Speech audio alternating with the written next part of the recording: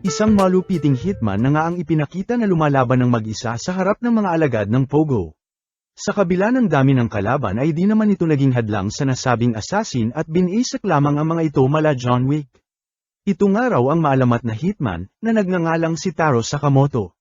Kinakatakutan ng lahat ng gangster, lodi ng lahat ng hitman, hanggang sa kasamaang palad isang araw, kinilig ang tumbong at 9 love sa isang dalaga.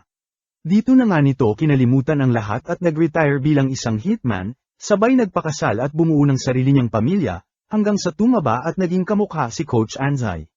Isang araw ay pinakita na nga lang ang ating bida na tindero na ng isang convenience store, kasama ang kanyang pamilya. Dito na nga may isang makulit na bata ang naglaro sa loob ng tindahan at aksidenteng natapunan ng tinta ang isa sa mga customer, na agad na ngang nagalit at puti pa naman ang suot na pantalon. Dahil nga sa pagkwelyo nito sa bata ay nagpupumiglas ito hanggang sa maapakan nito ang kanyang pantalon at muling namantsahan. Dito na nga mas nagalit ang lalaki na ambang sasaktan na nga ang bata. Agad naman itong napigilan ng ating bida sabay binanata ng ballpen sa leeg ang nag-uurumintadong lalaki, ngunit safe naman ang lalaki at sa isip lamang pala ito ng maalamat nating hitman. Pambihirang galawan, ika na nga ng isang lalaki at pinuri ang pagtasak ni Sakamoto ng ballpen rekta sa leeg ng lalaki kanina, at nakikita niya nga raw ang nasa isip nito. Dito na nga nito kinumusta si Mr. Sakamoto at nagpakilalang si Shin, alias The Psychic.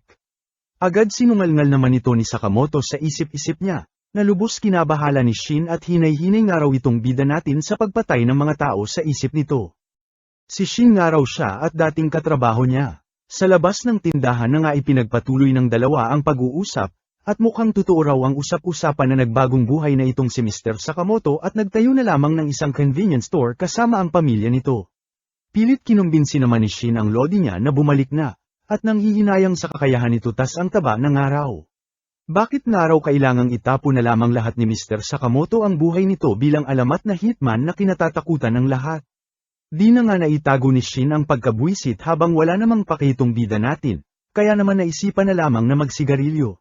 Walang ano-ano'y nagulat na nga lang si Shin nang biglang maputol ang kanyang sigarilyo, sabay turo ni Sakamoto sa signage na nagsasabing no smoking. Natulala na nga lang ang binata sa pinakitang bilis ni Mr. Sakamoto, at tila nagsasabi raw na mataba man ito o hindi, ay kayang-kaya siyang patumbahin anumang oras. Kalaunan ay biglang singit na nga si Manong nakabay, at sinabing may pabor raw siya kay Mr. Sakamoto. Napaisip naman si Shin na baka balat kayo lamang ni Mr. Sakamoto ang buhay nito ngayon at tumatanggap pera ng mga assassination. Dito na nga pinakita ang kaliwat kanang pagtulong ni Mr. Sakamoto sa mga tao ng bayan. Mula sa mga bata, sa pagtetrim ng puno, mga simpleng request, at kung ano-ano pa na lubos kinabuisit ni Shin, at tinanong kung alalay daw ba ng buong bayan itong si Mr. Sakamoto. Marahil ito nga raw ang paraan ng ating bida para maitago ang tunay nitong pagkakakilanlan, ika na nga ni Shin, ngunit sa perspektibo niya nga raw, ay mangta nga itong si Mr. Sakamoto. Bumalik na nga lang ito sa kotse niya at napagtantong 5 taon na ang nakalipas mula noong huli niyang nakita ang ating bida, at sa kabila ng lahat, ay di na itago ang kilig dahil pambihira parent daw ang lodi niya kahit tumaba na. Kalaunan ay isang tawag na nga ang natanggap nito mula sa boss nila, na nagtatanong kung nakumbinsi raw ba nito si Sakamoto, at kung hindi nga raw ay patayin na lamang nito. Todo rason naman si Shin na hayaan na lamang daw si Mr. Sakamoto at ano raw ba naman magagawa ng isang matabang hitman.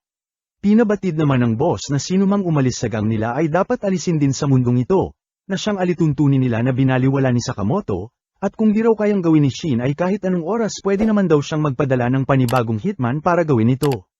Kung ano-ano pa nga ang dada nito kaya binabaan na lamang ni Shin, at mukhang no choice na raw siya. Kinabukasan ay rekta na nga itong pumunta sa tindahan ni Sakamoto, at dito nagpaalam na aalis na siya ng bayan ngayon, sabay bunot ng kanyang piu-piu at pinutok kay Mr. Sakamoto. Sa gulat ni Shin ay hinarang lamang ito ng candy ng ating bida, sabay bato sa kanya ng ice drop kaya naman nawala sa kanyang paningin si Mr. Sakamoto. Dito nagtaguan na nga ang dalawa habang nabahala naman si Shin at hindi nga raw niya marinig ang iniisip ng ating bida. Abat candy nga lang ang ipinangtapat ni Sakamoto dito sa binata na nagmalapiw-piw sa lakas. Pag-iwas nga lang ang nagawa ni Shin hanggang sa maisahan na siya ni Sakamoto ng pangmalakasang sipa sa mukha na siya nang nagpalipad at nagpatulog sa kanya. Sa gulat ni Shin ay nagising na nga lang siya sa bahay nila Mr. Sakamoto, na masayang binati ng mag-ina ng ating bida, kalaunan ay niyaya na siya ng mga ito na maghapunan, na medyo ikinailang ng binata matapos ang ginawa niya kanina, at nagduda pa nga na baka may lason daw ang pagkain, okay nga lang daw at trained naman daw siya sa mga lason, hanggang sa tikman na nga nito ang pagkain, at dito lubos nagulat. Sobrang sarap nga raw at ngayon lang siya nakatikim ng ganitong pagkain, na tinawanan nga lang ng asawa ni Sakamoto at ganitong-ganito rin daw ang naging reaksyon ng ating bida noong una niya itong makilala. Lubos na nibago na nga si Shin sa kanyang nadama, at marahil ito raw ang nagpabago kay Mr. Sakamoto, at pilit nitong pinuprotektahan mula sa anino ng kanyang nakaraan. Matapos kumain ay sinamahan na nga ng ating bida si Shin sa labas, na lubos ang pasasalamat sa ibinigay nilang pagkain. Thank you, please come again, signage na itinuro naman ni Sakamoto bilang sagot sa binata na nagpangiti na nga lang dito. Rekta pumunta na nga ito sa kanilang boss, at dito lubos nagmakaawa na hayaan na lamang si Mr. Sakamoto sa buhay nito ngayon. Dahil dito ay tinawanan na nga siya ng iba pang hitman habang ang boss naman ay nagtataka sa kung bakit niya ito ginagawa, sa kabila ng paglabag ni Sakamoto sa batas nila at pag-abandona sa kanila. Ayon naman kay Shin ay pamilyado na nga raw ang retiradong bida natin, at kung mamarapatin nga raw ng kanilang boss, ay siya na lamang ang patayin nito imbis na si Mr. Sakamoto, at hayaan na lamang na mabuhay ang matabang hitman. Bakit mo ba ito ginagawang kupal ka, pagkabuisit na nga ng kanilang boss, na agad namang sinagot ni Shin na ito ang paraan niya ng pagparusa sa kanyang sarili, dahil tinangka niyang patayin ang natatangi niyang lodi, na si Mr. Sakamoto. Di okay kung yan ang gusto mo, hahayaan kitang mamatay at hahayaang mabuhay ang tabachoy na lodi mo, ika na nga ng kanilang boss. Dito na nga nabasa ni Shin ang iniisip ng kanilang boss na as if hahayaan niya raw na mabuhay ang matabang yon, kaya naman agad itinutok ni Shin ang piu-piu niya sa pagmumukha nito, at gago raw talaga itong boss nila.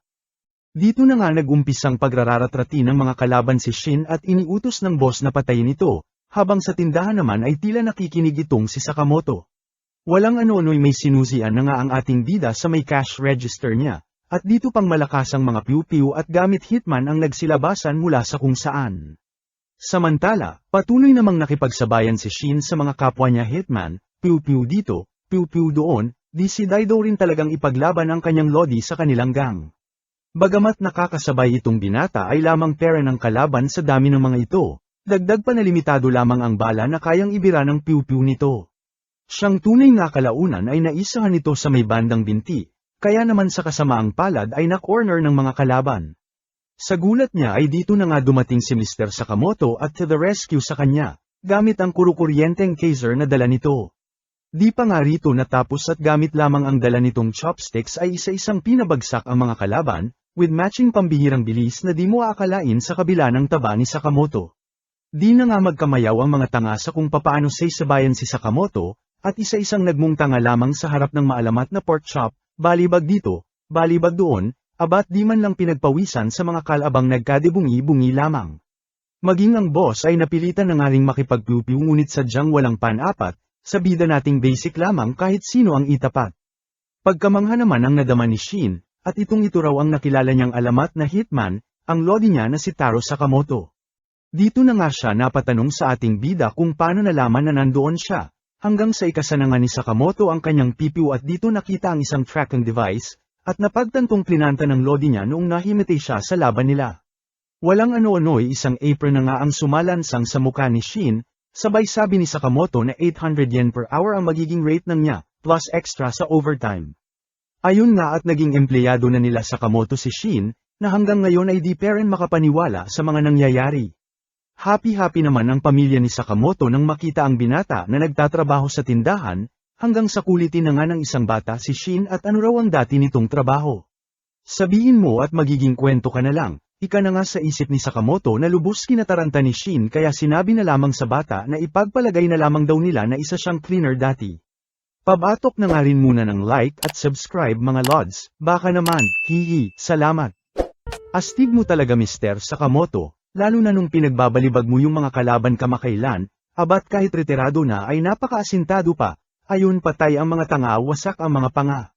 Narinig na nga ito ng asawa ni Sakamoto at anong patay-patay daw ang sinasabi nitong si Shin.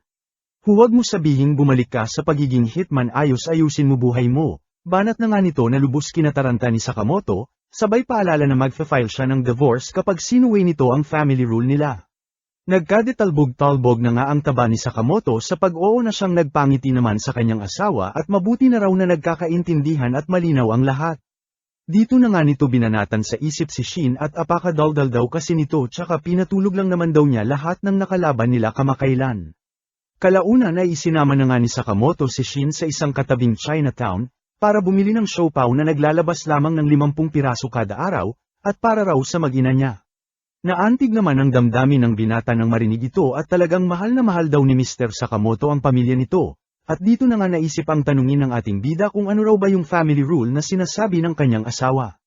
Deadma nga lang dito si Sakamoto hanggang sa bigla na lamang may lumutang na babae sa bandang taas nila, at sa kasamaang palad ay nahulog sa bida natin na siyang nagsanhi ng pagkapisak ng mga biniling siopaw nito. Di pa man nagtatagal ay eksena na rin ng isang grupo ng mga lalaki na tila humahabol dito sa dalaga, habang sa gilid naman ay nagmo-moment pair nitong si Sakamoto dahil sa mga naipit na siopaw. Buong tapang namang nakipaglaban ang dalaga sa mga lalaki bagamat mag-isa lamang ito, na sa una ay nasasabayan pa nito hanggang sa corner na ito at mahawakan ni Kalbo. Nang maglabas ng patalim ang kalaban ay dito na nga pumagitna si Sakamoto, pati si Shin na binanatan ang Kalbo. Nakawala na nga rito ang dalaga ngunit panibagong batch ng kalaban ang dumating na may dalang mga piu-piu, kaya naman takbo na lamang ang ating mga bida buhat-buhat ang dalagang nagtataka at sino raw ba sila. Samantala, pagkabuisit naman ang nadama ni Boss Bunot alias Lampaso, at paanoong nakawala raw ang dalaga na pinahahunting nito. Ito na nga lang daw ang natitira sa mga pinatay nilang clan nito pero di peren daw nila mahuling mga bobo sila. Sa may tumulong nga kasi boss para makatakas kanina ang dalaga, palibhasa mukha kang bunot kaya ako na naman pinagdidiskitahan mo, rason na nga nito na lubos kinabuisit ng boss. Walang ano-ano bigla na lamang nagulat ang lahat ng mamaalam na si Boy Rason, nakagagawa ng 2 hitman na pinatawag ni Boss Bunot, at inutusan nitong hanapin ang dalaga at makuha ang susi na dala nito kahit ano pa man ang mangyari, pagkat ito raw ang magbibigay daan para mapasa kanila ang buong black market. Samantala, nagulat naman si Shin nang malaman na anak ng mafia family itong dalaga, at di lang basta mafia pagkat angkan pa raw ng mga lo. Dito na nga napatanong si Shin kung ano raw ba kailangan sa kanya ng mga humahabol dito. Ayon naman sa dalaga ay habol daw ng mga ito ang susi na kanyang dala, ang susi na magbubukas ng natatagong vault ng kanilang angkan. Mas mahalaga pa ba yan sa buhay mo itapon mo na lang kaya, banat naman nga ni Shin na lubos kinagalit ng dalaga, dahil itinaya ng kanyang mismong mga magulang ang mga buhay nito maprotektahan lamang ang susi na ito, na siyang ipinagkatiwala sa kanya. Tsaka hindi nyo naman ito problema, ika na nga ng dalaga, sabay umalis na, ngunit bago pa man ito makaalis ay biglang nagsalita si Sakamoto, at tinanong ang dalaga kung marunong daw ba itong gumawa ng siopaw. Bagamat nagtataka sa tanong ng ating bida ay oo naman ang dalaga, at dito na nga sinabi ni Sakamoto kay Shin na ililigtas nila ang dalaga, sa kondisyon nga raw na igagawa sila nito ng siopaw kapag nakaligtas sila. Walang ano-ano bigla nang ang dumating sa eksena ang mga hitman kanina, na siyang sumipa sa ating bida ayon tumilapon sa kabilang building. Lubos kinagulat na nga ito ni Shin, habang nakilala naman agad ito ng dalaga, na sila Sanhee at Bacho, ang kambal na hitman. Mga sag-apa raw sa pera ngunit walang palya sa mga target nito, at kilalang ginagawang sketches ang ulo ng mga biktima nito. Di na nga nagsayang pa ng oras si Shin at inatake na ang isa sa mga ito, ngunit basic hinarang lamang nito at tinanong ang binata kung galit daw ba ito dahil pinatay nila ang mataba kanina. Abat good luck sa inyo mga tanga pagkat ang matabang sinasabi nyo ay ang nag-iisang Taro Sakamoto, ribat na nga ni Shin, hanggang siyang tunay nga. Di pa man ito tapos magsalita ay bigla na lamang sumalansang sa sahig ang isa sa mga hitman, na siyang binanatan nga ni Sakamoto na bigla na lamang lumutang mula sa kung saan. Sa lakas nito ay nabutas na nga ang rooftop ng nasabing building, na lubos kinagulat ng dalaga habang pagtataka naman ang nadama ng mga hitman at sino raw itong tabachoy na ito. Deadma nga lang ang ating bida habang binaling naman ng mga hitman ang atensyon sa dalaga at ibigay na nga lang daw sa kanila ang susi nang matapos na. Di naman nagpatinag ang dalaga at sinabing magkamatayan ng araw ay di niya pera nito ibibigay sa kanila. Di wow, ganyan-ganyan din sinabi ng Erpat at Ermet po bago sila namatay, ribat naman nga ng kalaban, na lubos kinagalit ng dalaga kaya lumusob, ayon binalibag na nga ni Sakamoto at mas importante na magawa siya nito ng siopaw kaysa mamatay ito. Todo protector na nga dito si Sakamoto na lubos pinagtaka ng dalaga, at bakit kailangang itayan nito ang buhay para sa kanya. Walang ano-ano'y pa-flashback na naganap ni Sakamoto at pinakita ang moment nila ng kanyang asawa, kung saan batid ang pagkabuisit ng kanyang asawa sa kanyang trabaho nang makita ang dugo sa kanyang mukha, at bakit kailangan daw itong gawin ni Sakamoto. Rason naman ng ating bida na para may budget siya pang regalo rito na lubos kinabuisit pa lalo ng kanyang asawa at inayawan ng kanyang regalo. Kung di nga raw nito babaguhin ang gawain nito, ay siguro hindi raw talaga sila para sa isa't isa, sabay tumalon sa bangin. Abat syempre to the rescue naman ang nagmamahal na burat, na agad inagapan ang lablab niya. O kita mo natakot ka na mawala ako, ganun din sa iba, bawat tao may nagmamahal at malulungkot kung mawawala sila. Kaya ay pangako mo sakin, na kailanman hindi ka napapatay, yan ang magiging rule natin, at simula ngayon, embis na pumatay, hilaan mo ang buhay mo para iligtas ang ibang tao, ika na nga ng asawa niya. Naantig na naman nga puso ni Shin nang makita ang iniisip ni Sakamoto, at dito sinabihan ang binata na huwag na papatay na siya nilang rule. Oo naman si Shin hanggang sa kalaunan ay inatake na sila ng magkambal na hitman. Sinabayan na nga ito ni Sakamoto gamit lamang ang mga gamit pangkusina na laman ng lugar na iyon. Na lubos kinabahala ng kambal at napagtantong may galawan din itong mataba na kaharap nila. Kalaunan ay napilitan na nga ang dalawa na ilabas ang kanilang alas, at sabay na inatake si Sakamoto gamit ang pangmalakasang teknik na lubos pinagmalaki ng dalawa, at sisiguraduhin daw nilang geneling na karne ang kakaalabasan ng tabachoy nating bida. Abat basic iniwasan nga lang ito ni Sakamoto, with matching moral support galing kay Shin, na kinabahala ng kalaban at panong naiwasan daw ito ng ating bida na pagkataba-taba, ni hindi man lang daw nagalusan. Babanat pa nga sanang muli ang dalawa ngunit inunahan na ni Sakamoto, ayon tamba si Kalbo gamit lamang ang isang kaldero. Kinagalit na nga ito ng isa pa sa kambal kaya ayon lumusab din, ngunit kinawoli lamang ng ating bida, na lubos kinagulat ng tanga. Nang mapagtantong walang pan-apat sa ating bida ay itinuon na nga lang nito ang atensyon sa dalaga, na siya nang inagapan ni Shin, sabay last hit ni Sakamoto gamit ang isang ref ayon tulog ang mga bobo. Napatanong naman ang dalaga kung sino raw ba talaga ang dalawa. Mga simpleng trabahador ika naman ni Sakamoto, habang pinapapak ang isang alimango. Samantala, buryong naman na itong si Boss Bunot at asa na raw yung kambal na hitman na pinapakuha niya ng susi, buwisit simpleng susi na nga lang daw di pa makuha ng mga ito, hanggang sa magulat na lamang ito sa paglutang ng ating mga bida kasama ang mga hitman niyang walang kwenta.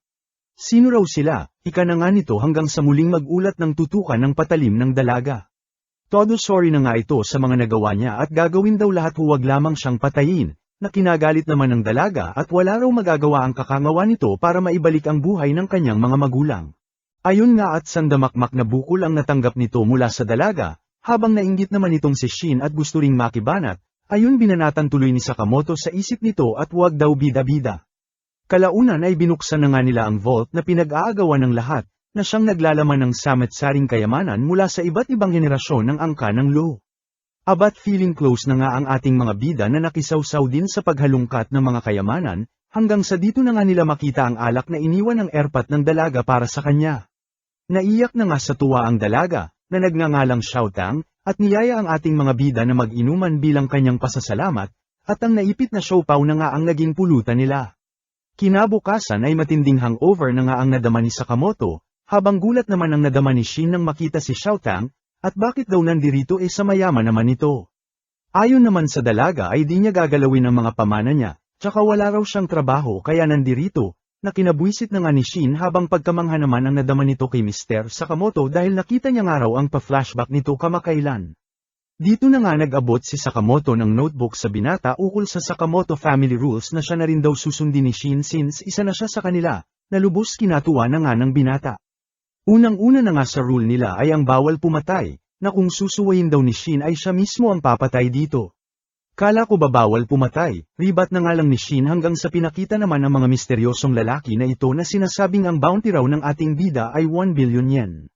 Sakin Lods kahit like at subscribe mo lang sapat na, hihi. Salamat.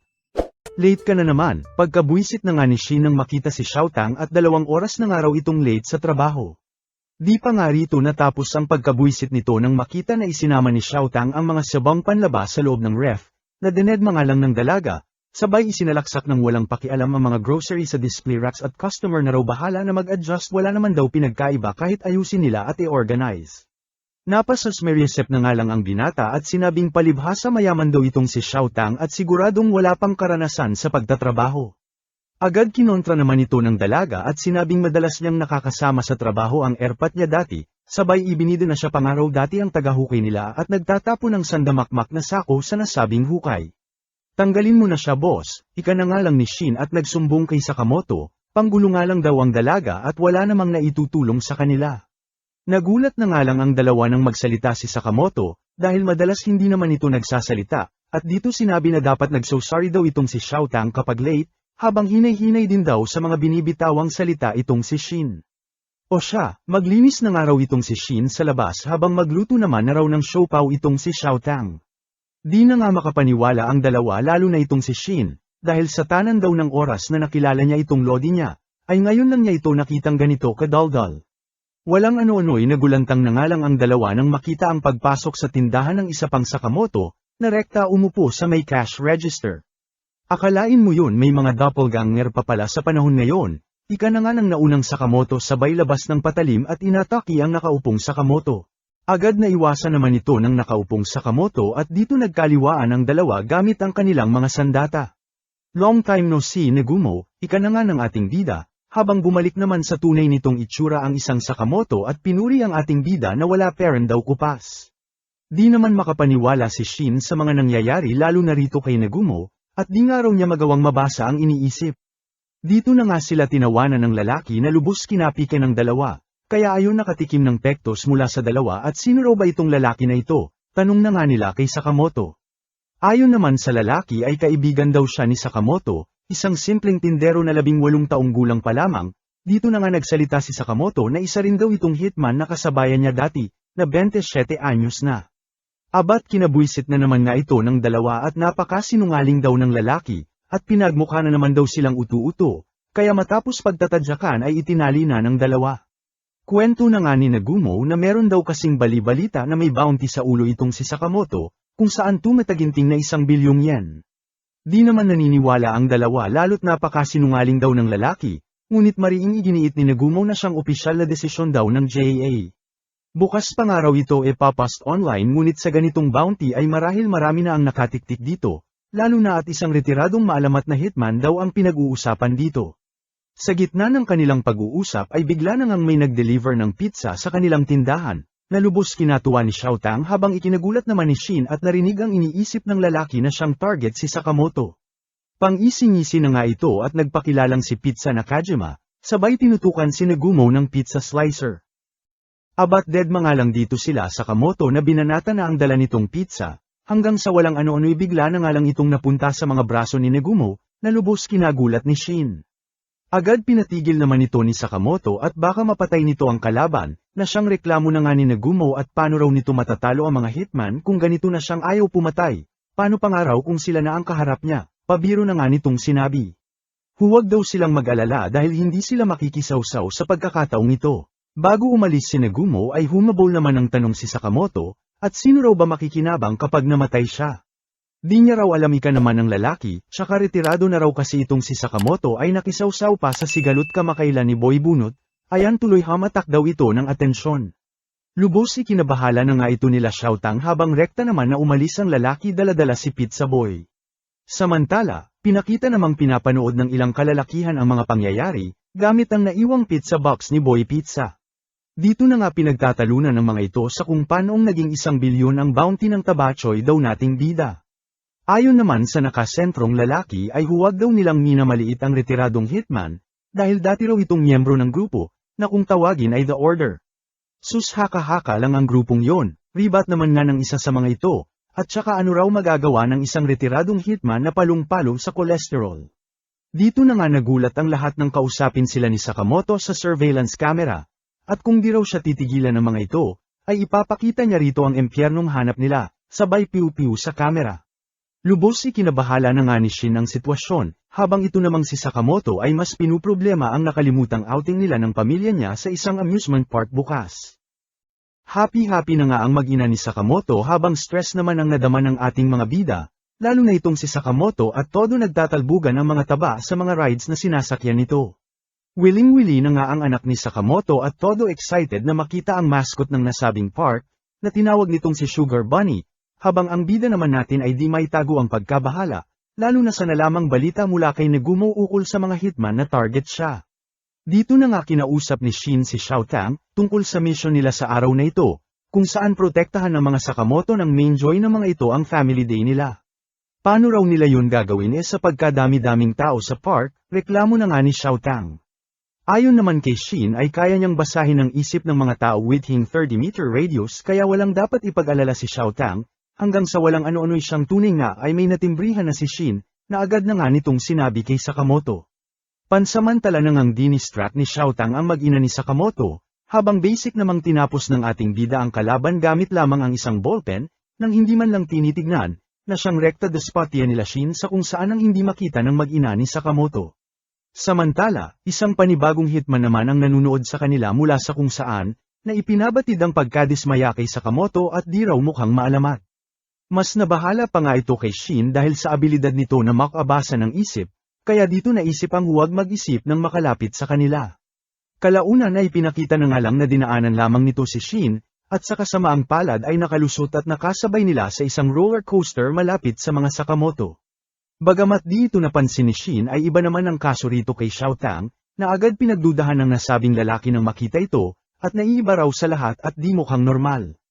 Tila napansin naman ito ng kalaban kaya napaisip kung nabisto raw ba ng dalawa ang pagkakakilanlan niya. Dahil dito ay narinig na nga ito ni Shin na siyang agad binalaan si Sakamoto sa nakasabay nilang hitman. Wala nang sinayang na oras ang kalaban at agad piu-piu sa ating bida, buti na lamang at bulletproof ang salamin ni Sakamoto at nasangga ang bala. Respawn naman agad si Shin sa lodi niya at tumalon mula sa kinauupuan nito, na siya nang hinablat ang kalaban papalayo sa mga Sakamoto. Dito na nga nagharap ang dalawa sa reles ng roller coaster, kung saan muntik-muntika na silang mabunggo ng rides. Sinamantala naman ito ng kalaban at binanata ng mga punyal si Shin habang nasa ere, at dito nataman ng isa sa mga punyal, na siya nang nagpabagsak sa binata, dahil sa taglay na lason ng nasabing punyal. Sa kabila nito ay pilit lumaban pa rin si Shin, lalo na nang marinig ang pang-iinsulto ng kalaban kay Mr. Sakamoto, na sadya raw mahina at takot mamatay. Kinontra naman ito ni Shin at ibahin na raw nito ang lodi niya, na inilalaan ang buhay para protektahan ang pamilya nito, na siyang di raw maiintindihan ng isang kinulang sa arugang adik sa pergang hayop na katulad niya. Di wow dami mong sinasabi mamamatay ka na rin naman, ribat na nga ng kalaban, hanggang sa matigilan na nga ang dalawa nang muling dumaan ang isang roller coaster, na sa pagkakataong ito, ay sinamantala na rin ni Shin para malapitan ang kalaban at makipagsabayan. Kalaunan ay nahulog na nga ang dalawa sa isang malaking tent na kung saan kasalukuyang may show si Sugar Bunny. Dito na nga isinuot ni Shin ang mascot ni Sugar Bunny at sinabing malinaw na raw ang lahat sa kanya ngayon. Pinagtaka naman ito ng kalaban at ano raw ang pinagsasasabi nito, hanggang sa banatan na nga siya nito ng isang pangmalakasang suntok. Na-excite naman ang mga nanunood at inakalang parte pa rin ito ng show, habang nagtataka naman ang kalaban at paanong nakalusot daw ang atake ni Shin.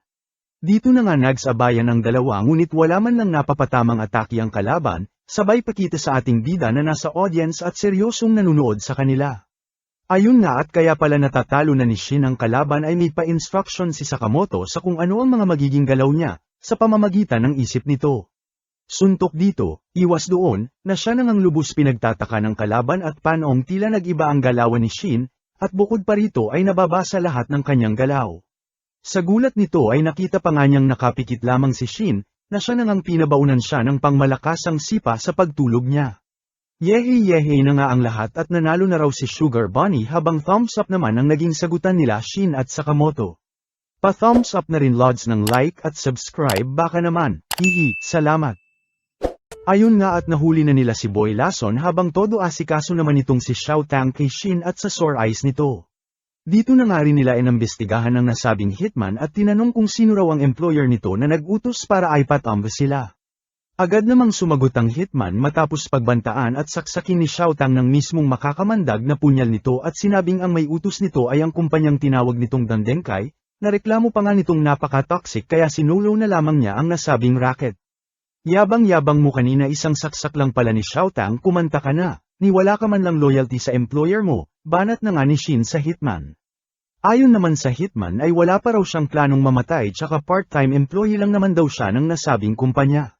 Rehistrado ka ba sa JAA? Pahabol na tanong na nga ni Shin dito.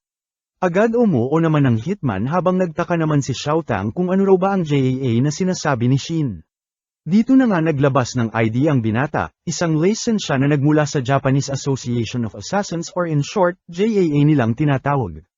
Ito nga raw ang nagmamanage sa mga professional hitman at mga kliyente nito, na halos binubuo ng 400 professional sa Japan pa lamang, at dating kinabilangan daw nila ni Mr. Sakamoto.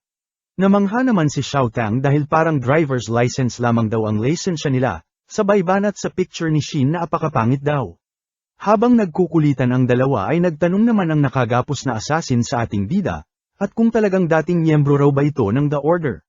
Dedma nga lang dito ang ating bida na siya namang nagbigay sagot kay Boy Lason, at mukhang totoo raw ang mga haka-haka. Kalaunan ay dumating na nga sa eksena ang mag-ina ni Sakamoto, at kakain na nga raw sila.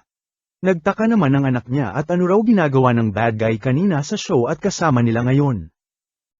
Agad nagpalusot naman si Shin at sinabing nagpapraktis daw ng pagkalas ng lubid ang nasabing lalaki at pinuntahan lamang nila para panuurin. Sabay-sabay na nga silang umalis habang sumaglit naman itong si Shin at kinausap ang hitman, at sinabing tigilan na sila mula ngayon. Nagtaka naman ang assassin at di raw ba siya papatayin ng mga ito. Ayon naman kay Shin ay nandirito nga raw sila para mag-enjoy sa amusement park, na siya nang nag-iwang nagtataka sa nasabing hitman. Walang ano-ano ibumalik pa nga ang anak ni Sakamoto, at pinuri ang lalaki sa naging performance daw nito kanina, sabay binigyan ng band-aid. Habang kumakain ay di naman mapakali si Shin at tila naapektuhan daw ng lason ng skill niya na madetect ang iniisip ng mga nasa paligid nila, na siya nang ang kinabahala ni Xiao Tang at paano na raw kung may assassin sa paligid. Todo sorry na nga si Shin at kailanman di pa raw ito nangyari, kaya naman iminungkahi ni Xiao Tang na umalis na lamang sila sa park at lubhang delikado raw. Napansin na nga sila ng may bahay ni Sakamoto at napatanong kung may tinatago raw ba ang mga ito sa kanya, na siya nang ang lubos kinataranta ng mga ito. Samantala, habang nasa CR si Boy Lason ay bigla na lamang lumutang ang dalawang kapwa nito hitman, at mukhang ulats daw ito sa mission nito. Nagtaka naman si Boy Lason na tinawag ng mga itong si Tatsu, at ano raw ang ginagawa ng dalawa dito. Ayon naman kila Obiguro at Boiled ay nandirito raw sila para tapusin ang nasimulan niya. At sobrang excited na nang sila ang makapatay sa alamat, ang nag-iisang Taro Sakamoto, lalo na nga raw itong si Kuya na babalikan ang ating bida dahil sa nagawa nitong peklat sa kanya. Biglang pa-flashback na nga sa nakaraan ng dalawa, kung saan nakilala raw 2 taon na ang nakakaraan noong basic pumatay lamang ang mga ito ng 100 na katao, at kinilalang pinaka-brutal na tandem ng Dandenkai, at mukhang di na raw aabutan ng umaga pa sila sa Kamoto. Samantala, kung ano-ano nang ang palusot ang sinabi nila Shin at Xiao Tang mawala lamang ang pagdududa ng asawa ni Sakamoto, nakalaunay na kumbinsi rin naman nila. Nagpatuloy na nga sila sa kanilang araw habang lookout sila Shin at Xiao Tang, ikot dito, sakay doon, hanggang sa inabot na nga sila ng dapit hapon na walang hitman na nagpaparamdam. Ngunit sa kasamaang palad ay di pair nagpapaawat ang mag-ina ni Sakamoto at horror house naman ang gustong banatan ngayon. Bagamat natatakot ay wala namang naging choice sa mga ito kundi pumasok sa nasabing lugar, sabay pakita sa tandem kanina na pinagmamasdan sila sa CCTV footage ng nasabing lugar. Happy-happy na nga ang mag-ina ni Sakamoto sa horror house habang magkatubol-tubol naman sa takot itong si Xiao Tang, hanggang sa walang ano-ano'y bigla na lamang may umatake sa kanila, na agad namang napigilan ni Sakamoto nang hindi napapansin ng kanyang pamilya. Dito na nga nila nalaman na isa lamang itong rookie hitman base sa hitman license nito, na tila nagpa-relax naman kay Shin at mukhang mga rookie lamang daw ang mga ipinadalang hitman. Speaking of relax, ay relax na relax din ang tandem na nanunood lamang sa ating mga bida, sabay pa flashback sa nakaraan noong bata pa si Boiled, at nakasama dati sa training ang ating bida na si Sakamoto. Simula nga noon ay nakasama niya na ito sa labas ng mga mission at mga nagkataong pagkakataon, na todo feeling close pa nga sa ating bida, at sa mga astig daw na katulad nila, ay di na kailangan ang Valentine's Day na yan na mga pangsupot lang daw. Nganga na nga lang si Boiled nang makita ang mga chicks na nagsisilapitan kay Sakamoto, at sandamakmak na chocolates mula sa mga nagkakagusto rito, habang sa kanya nilangaw wala. Bida-bida rin itong si Nagumo na mukhang lapitin din ng chicks at inulan din ng chocolate sa araw na yon, sabay napatanong kung sino raw ba ang kasama ng ating bida. Aba ewan ko nga dyan, ika na nga ni Sakamoto na lubos kinagulat ni Boiled, sabay nadapa ng masagi ng isa pang malandi. Akala niya nga raw ay parehas silang astig, pero mukhang nagkamali raw siya, ika na nga nito na lubos pinagtaka ng dalagang hitman at yun daw ba ang hugot nitong hype na ito. Umuo na nga lang ang dalaga at sinakyan ng partner niya, na tila baliw at adik sa bida natin. Samantala, unti-unti namang pinabagsak nila sa Sakamoto ang mga hitman na sumasagabal at nagpapakita sa kanila, na nireklamo na nga ni Shin at ilan daw bang hitman ang ipinadala para sa kanila. Habang enjoy naman ang anak ni Sakamoto at napakarami raw na zombie ang sumasalubong sa kanila. Buti pa nga raw ito matapang di tulad ni Xiao Tang, ika na nga ni Shin sa dalaga na kanina pa tumutungga ng gamot na lubos pinagtataka ni Shin kung ano raw ba. Nagulat na nga lang ang binata ng malamang alak ito at tipsy-tipsy na nga itong si Xiao Tang, nakalaunay nagbukas ng isang kakaibang pinto. Nagulantang na nga lang sila nang magsilabasan dito ang sandamakmak na zombies, na siya nang sinamantala ni Boiled at binanatan si Sakamoto. Nahiwalay na nga ang dalawa sa iba, na siyang lubos kinagalit ni Sakamoto at matitikman na raw ng hitman ang hinahanap nito, habang sa isip-isip naman ni Boiled ay sisiguraduhin niya raw na ipapaalala kung sino siya dito sa ating bida. Abat habang stress na stress ang lahat ay iba din ang tama ng mag-ina ni Sakamoto na nagkadihimatay-himatay na ay nakangiti parent, na siya nang agad inagapan ni Shin. Dito na nga lumutang ang iba pang mga hitman kasama ang partner ni Boiled, na walang ano-ano'y bigla na nga lang napa-atres ng sipain sa mukha ng lasyang na si Xiao Tang. Samantala balik naman kila Sakamoto kung saan ipinipilit pair ni Boiled at kung di raw ba siya naaalala ng ating bida, na siya nangang paulit-ulit ding sinasagot ni Sakamoto nang hindi kaya tumahimik na raw ang baliw at sabihin kung nasaan ang pamilya niya. Di hanapin mong lechon ka, ano ako mama mo, hindi mo nga ako maalalang hype ka. Ribat na nga ng kalaban na lubos kinabuisit ni Sakamoto. Sa inis nga ng ating bida ay siya na ang lumusab dito, ngunit agad ding nakadepensa gamit ang mga paputok nito, nakalaunay nakalusot ng suntok sa bida natin. Pang-ising-isi na nga ang partner nito at mukhang nagsimula na raw ang kasiyahan, na siya nang nilusob din ni Xiao Tang, ngunit sa kasamaang palad ay naharang nito, sabay shake-shake sa lasyang na dalaga ayon nagkadihilo-hilo at naalag ang alak sa sistema nito. Pagmamayabang pa nga ng kalaban na kung gugustuhin niya raw ay kanina pa sana sila patay, pero wala nga raw thrill sa ganoon kaya medyo iibahin nga raw niya ang style niya. Sinampulan na nga nito si Shin at itinali sa isang hig-on, with matching chainsaw pa ng exciting daw. Dapat daw ay matamaan siya ni Xiao Tang kada 10 segundo kundi ay uuwi raw na karne norte itong binata, na tadong natatarantang nakahiga. Iyak na nga lang si Xiao Tang at nagsorry kay Shin, dahil di niya raw kaya ang sinasabi ng kalaban. Samantala, pinakita namang bagsak si Sakamoto sa harap ni Boiled, at ito nga raw ang nagagawa kapag nag-retire ng 5 taon, from alamat na matabang maalat. Subok tumayo pa nga ang ating bida ngunit ulats talaga sa bomba-bomba ni Boiled, at iba pang mga pautot nito na lubos binibida sa ating bida. Dito na nga napa-flashback si Sakamoto at mukhang naalala na ang kalaban, na ganitong-ganito rin ibida ang embesyo nito sa nakaraan, habang sunod-sunod na banat ang natatanggap nito sa kalabang kesyo hamina na raw siya at ubod pa ng taba. Walang ano-ano'y pang malakas ang suntok na nga ang natanggap ni Sakamoto mula dito at lumipad sa may kanto. Aalis na nga sana ang bobo hanggang sa makaramdam ito ng isang pang malakasang takot sa kanyang likod. Nang lumingon ito ay dito na nga unti-unting naglakad si Sakamoto habang binabanggit ang composition ng sandata ni Boiled na naitandaan ng ating bida sa notes ng kalaban noong nakaraan, naaalala na nga raw niya si Boiled. Ika ni Sakamoto sabay lumabas sa usok na payat na, at oras ng araw para siya naman magpakita ng kanyang kakayahan. Abat pakita rin lods ng like at subscribe mo, hihi, salamat. Di naman makapaniwala si Shin sa kanyang mga nasasaksihan, at bagamat inakalang wala silang laban sa babaeng hitman ay tila nasisabayan naman daw ito ni Xiao Tang. Patawa-tawa nga lang ang dalaga sa mga atake ng kalaban habang natataranta naman itong si Shin sa pinaggagawa ng lasing niyang kasamahan. Maging ang kalaban ay nabahala na rin pagkat todo laklak pera ng dalaga sa gitna ng kanilang laban, ngunit sa kanilang pagtataka ay tila mas nagpapalakas kay Xiao Tang at naiiwasan lahat ng atake ng kalaban. Lubos kina-excite naman ito ng kalaban at patayin na nga raw siya ni Xiao Tang, ngunit agad kinontra ng dalaga at bawal daw ito sa family rule nila.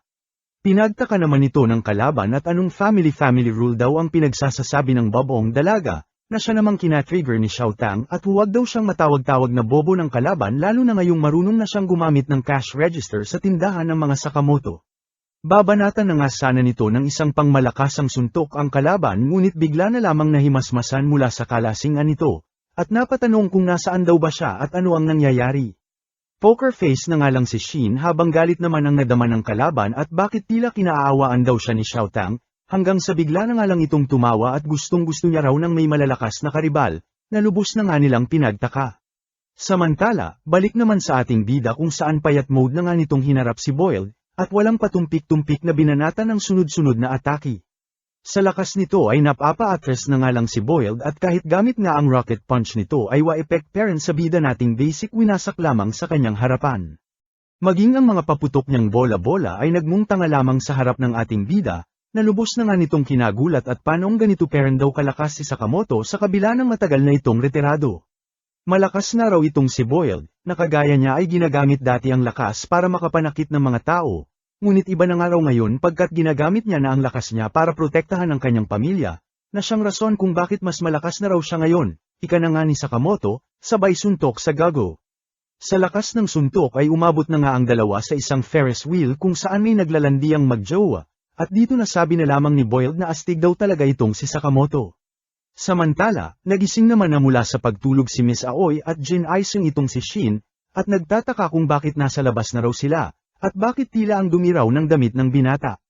Lubos na taranta naman si Shin at todo nagpalusot na lamang, at kesyo ang lalakas daw kasi ng mga putok ng zombies kanina kaya nagkadihimatay-himatay silang lahat, sabay nagpaalam at hahanapin nga raw niya si Mr. Sakamoto.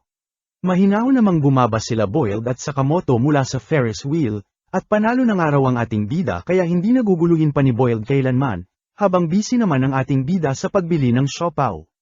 Patay gutom nga rin itong si Boiled at humingi pa talaga ng siopaw kay Sakamoto hanggang sa matagpuan na nga sila ni Shin na lubos ang pagkagulat at payat ng araw ang ating bida. Habang manghang-mangha ang binata sa pagbabago ni Sakamoto ay biglang singit naman si Boiled at tinanong si Sakamoto tungkol sa bounty, at siguradong di raw siya titigilan ng grupong Dandenkai at nais na siyang ipapatay. Bago pa man ito masagot ni Sakamoto ay bigla na lamang nanlaki mata nito nang makita na narinig ito ng misis niya, at anong bounty raw ang pinagsasasabi nila. Ayun nga at na-corner na ang ating bida, kasama pa sila Boiled na nadamay sa galit ng kanyang misis. Wala na ngang naging choice si Sakamoto kundi sabihin dito ang tungkol sa bounty niya at mga hitman na habol ang kanyang ulo, na lubos na ngang kinabuisit ng misis niya at bakit di raw sa kanya sinabi ang tungkol dito. Biglang singit naman si Boiled sa usapan nila at denepensahan itong ating bida, at ginawa nga lang daw na itago ni Sakamoto ang lahat para ma-enjoy nilang mag-ina ang family day nila. Astig nga ng asawa mo dagdag pa nga ni Boiled. Dito na nga inilabas ng asawa ni Sakamoto ang pang-anim na batas ng kanilang pamilya, kung saan bawal maglihim ng kung anuman sa bawat isa, at mas okay na nga raw na sabihin kung anuman ang problema kaysa itago ng hindi nila alam. Ngangal na nga lang ang ating bida habang namangha naman si Boiled at astig din daw pala ng asawa ni Sakamoto. Kalaunan habang nanunood ng parada ay napatanong naman si Shin kung paano nga raw nila matatapos ang problemang ito. Ayon naman kay Sakamoto ay mukhang kailangan daw nilang mahanap ang kliyente at ipatigil ang mismong bounty rito. Alanganin nga raw ang plano ng ating mga bida ayon naman kila Boiled at mismong JAA daw ang namamahala ng bounty, at siguradong mahihirapan daw silang mahanap ang kliyente. Hihirit pa nga sana ng tulong si Shin ngunit mismong sila raw ay walang alam sa kung sino man ang naglagay ng bounty, kaya naman kalaunan ay nagpaalam na sa kanila. Problema na nga ito ni Shin at hindi nga raw nila alam maging kung saan ang headquarters ng Dandenkai, na pinakalma naman ni Sakamoto at mukhang may alam daw siyang makakatulong sa kanila. Kinabukasan ay magkakasama na nga silang lumabas, habang nabibuisit naman itong si Shin at ang bilis lang daw bumalik ng taba ni Mr. Sakamoto sa loob lamang ng isang araw. Abat din ako na sorpresa, ika naman ni Xiaotang at napakasiba raw kasi ng boss nila. Dito na nga sila dinala ni Sakamoto sa isang tagong rentahan ng Bold, na lubos pinagtaka ng dalawa. Ayon naman sa ating bida ay tindahan daw ito ng impormasyon na nakabalat kayong pelikula. Siyang tunay nga ay nanood na sila ng pelikula tungkol sa Dandenkai, at dito nakuha na ni Shin ang lugar ng headquarters ng mga ito. Matapos nito ay siningil sila ng halos 1 milyon ng bantay para sa nasabing pelikula, na ikinabahala na nga ni Shin ngunit basic binayaran lamang ni Sakamoto. Bandang aalis na nga sana sila nang biglang magbigay ng tipang bantay, na maging maingat daw ang ating bida pagkat marahil dating katrabaho niya lamang ang may pakana ng lahat. Nang tanungin ito ni Sakamoto kung ano ang ibig sabihin nito ay sinabi lamang nito na wala pang pelikula para sa impormasyong hinihingi nito. Samantala somewhere sa kung saan ay pinakita naman itong si Negumo kasama ang ilan pang hitman, at balita raw ng mga ito ay nakipagkita si Negumo kay Sakamoto. Pinabulaanan naman ito ni Negumo at chismis lang daw ito, na kinabuisit na nga ng isa sa mga ito at huwag daw silang pinagluloloko ni Negumo, habang ito naman halos patay na ang chef at bakit may sibuyas daw ang lugaw niya. Walang ano-ano'y bigla na ngang dumating ang isang matanda, na nagpakilalang si Iria na taga JAA, at kinagagalak niya raw na makilala ang The Order. Ayon naman sa mga hitman ay kulang pangaraw sila ng 4, at mukhang di na naman daw pupunta ang iba nilang miyembro. Wala naman ng sinayang na oras pa ang matanda at rekta pinaliwanag ang pakay nito sa kanila, at sinabi ang tungkol sa sunod-sunod na pagpatay ng mga hitman sa JAA, at nais nga raw ng organisasyon na kunin ang serbisyo ng The Order para tuldukan ito. Samantala, speaking of rekta ay rekta na nga rin sila sa Sakamoto sa headquarters ng Dandenkai, at unti-unting inakyat ang nasabing building. Ayon nga raw sa pelikula ay nasa top floor ang opisina ng boss kaya kailangan nilang makalusot hanggang sa nasabing palapag. Isa-isa na nga nilang pinabagsak ang mga nakasalubong na hitman, hanggang sa kalaunan ay napunta na sila sa top floor. Dito na nga sila lubos na gulat nang makita si Nagumo sa gitna ng sandamakmak na bangkay, at nagtataka kung ano raw ang ginagawa nito dito. Ayon naman kay Nagumo ay pinatay na nga raw niya lahat ang nasa building na ito, at sa kasamaang palad, ay mukhang pati raw sila ay kailangan niya na ring patayin. Sa bilis nito ay bigla na nga nitong inatake si Shin nang di man lang sila nakagalaw, hanggang sa bigla na nga lang itong tumawa at joke-joke nga lang daw. Ayon at nabugbog na naman nga ito ng dalawa dahil sa kalokohan nito, na siyang nagpaliwanag naman na inabutan niya na raw napatay na ang lahat ng dumating siya rito. Nang tanungin ito ni Sakamoto kung ano raw ba talaga ang ginagawa nito rito ay pinaliwanag na nga ni Nagumo na nandirito raw siya para mag-imbestiga. Ukol sa sunod-sunod na pagpatay ng mahigit 100 ng hitman na malapit sa JAA nitong nakaraang buwan, na tila may nais daw ipabatid sa organisasyon ng JAA. Dagdag pa nga ni Nagumo na lagi raw nag-iiwan ng markang X ang mga salarin sa lugar ng krimen, kaya tawag daw nila sa mga suspect ay X, agad naman nagets ni Sakamoto ang sitwasyon, at mukhang mismong The Order na raw ang kinuha ng JAA para imbestigahan ang mga kaganapan. Nagtaka naman si Xiaotang kung ano ang The Order kaya rekta paliwanag itong si Nagumo at sinabing isa itong special unit para sa JAA, na binubuo ng pinakamagagaling sa pinakamagagaling na hitman. Under nga raw sila ng JAA na siyang humahawak sa mga delikadong trabaho na di kaya ng mga ordinaryong hitman, at nagpapanatili ng kaayusan sa mundo ng mga hitman. Actually si Sakamoto miyembro rin namin dati, dagdag pa nga ni Nagumo.